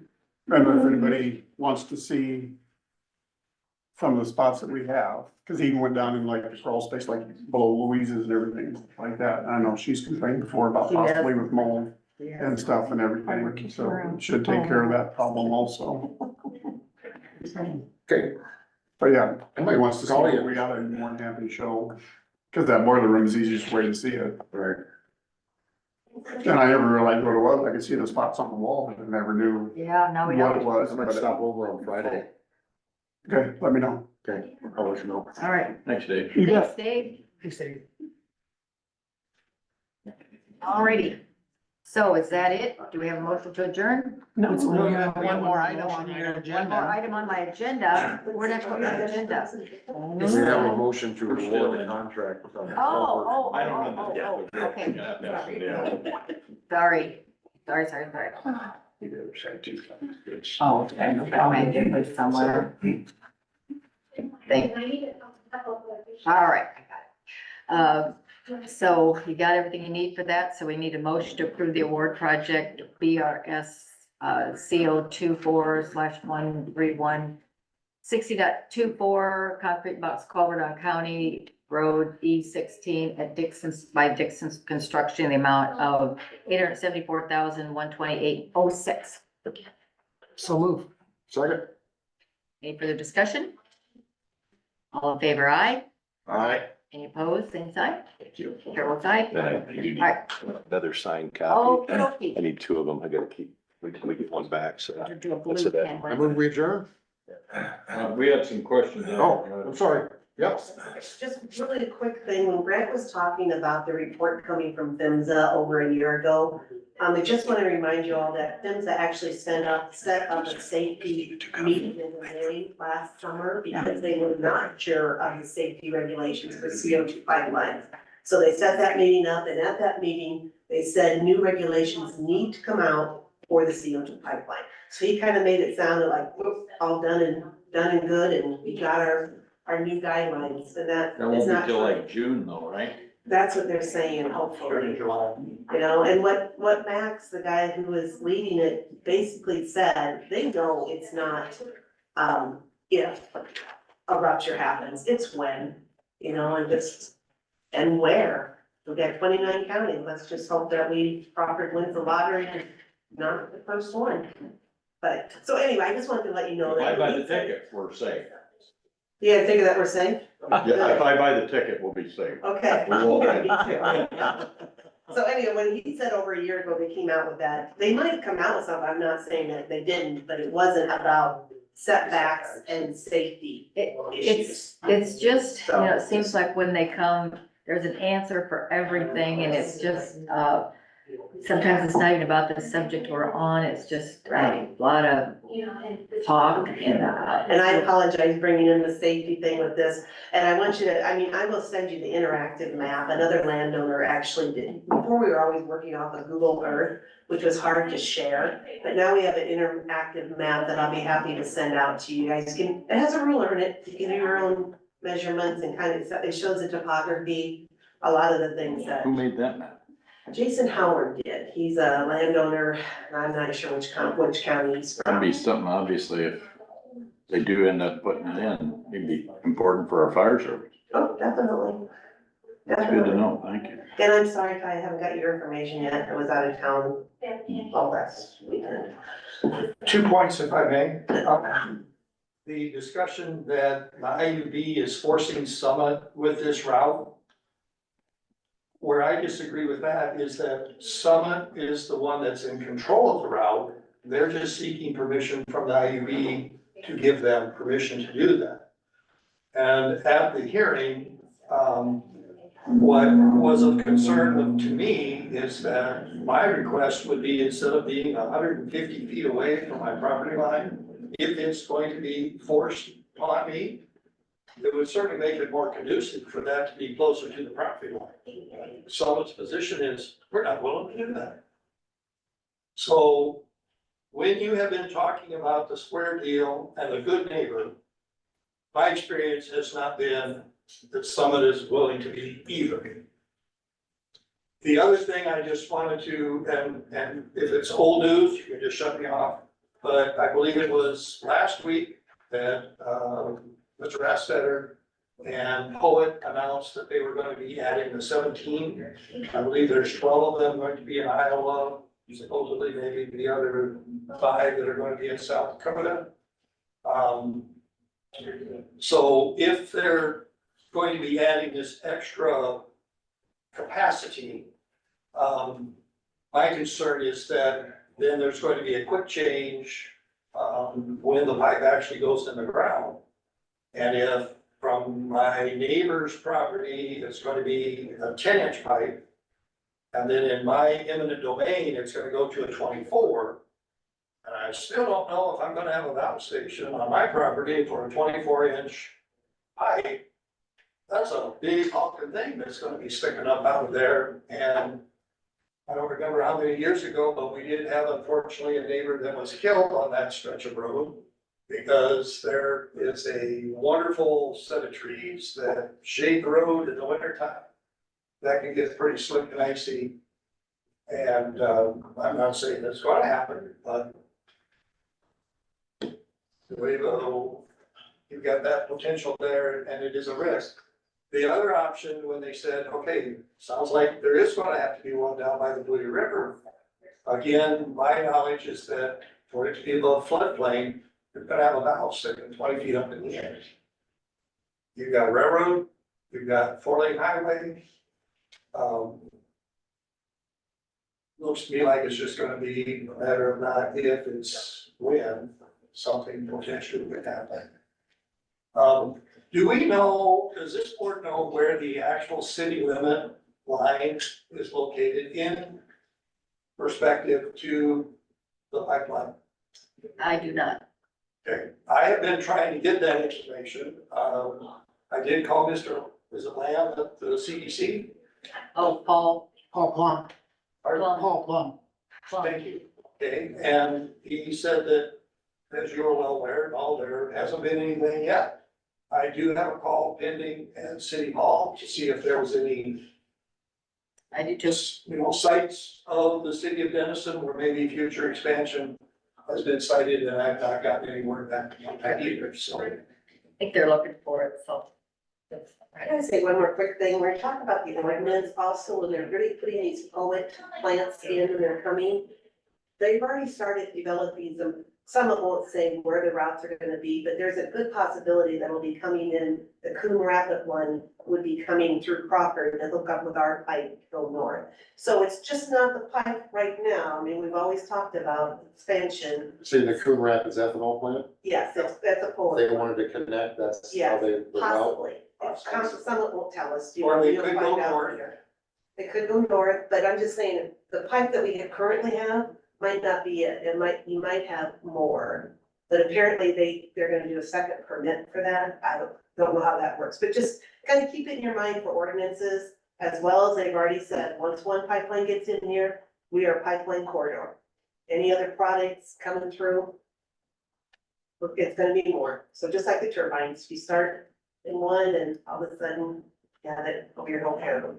So anyway, thank you very much. Well, we'll see what we can get going and help. Got it on the agenda. My last support for an ordinance. Please correct me if I'm wrong, but after this board passed a windmill ordinance, has there been any further contact with developing the southwest quadrant? Yeah, they're still developing. South, what, you mean down Scout? The Liberty Power that came in from Canada. Oh, for the Southwest. Yeah. Oh, yeah, I haven't heard anything. I have it. Okay. I rest my case. There we go. Thank you again for coming. Appreciate it. Appreciate you looking at it. No worries. Darren, Tim, Cindy, thank you. Thank you. Bye, guys. Are we gonna put on next week, Paul's contracted admin group? I won't be here. I'm, whatever you guys say. We need, like I said, we kind of need to keep moving on it, so. Yep, we did. Sorry. Are you late? Well, thank you. Did you miss a meeting? Oh, you are late. Who is it? You wanna answer that quick? No, I don't. No, I don't. Well, All right, you did we're answer adjourned. that. So, Did you adjourn? I thought we did. I just made a motion, I don't think anybody seconded it. Second. All in favor? Aye. All right, meeting is now adjourned. All righty, very good.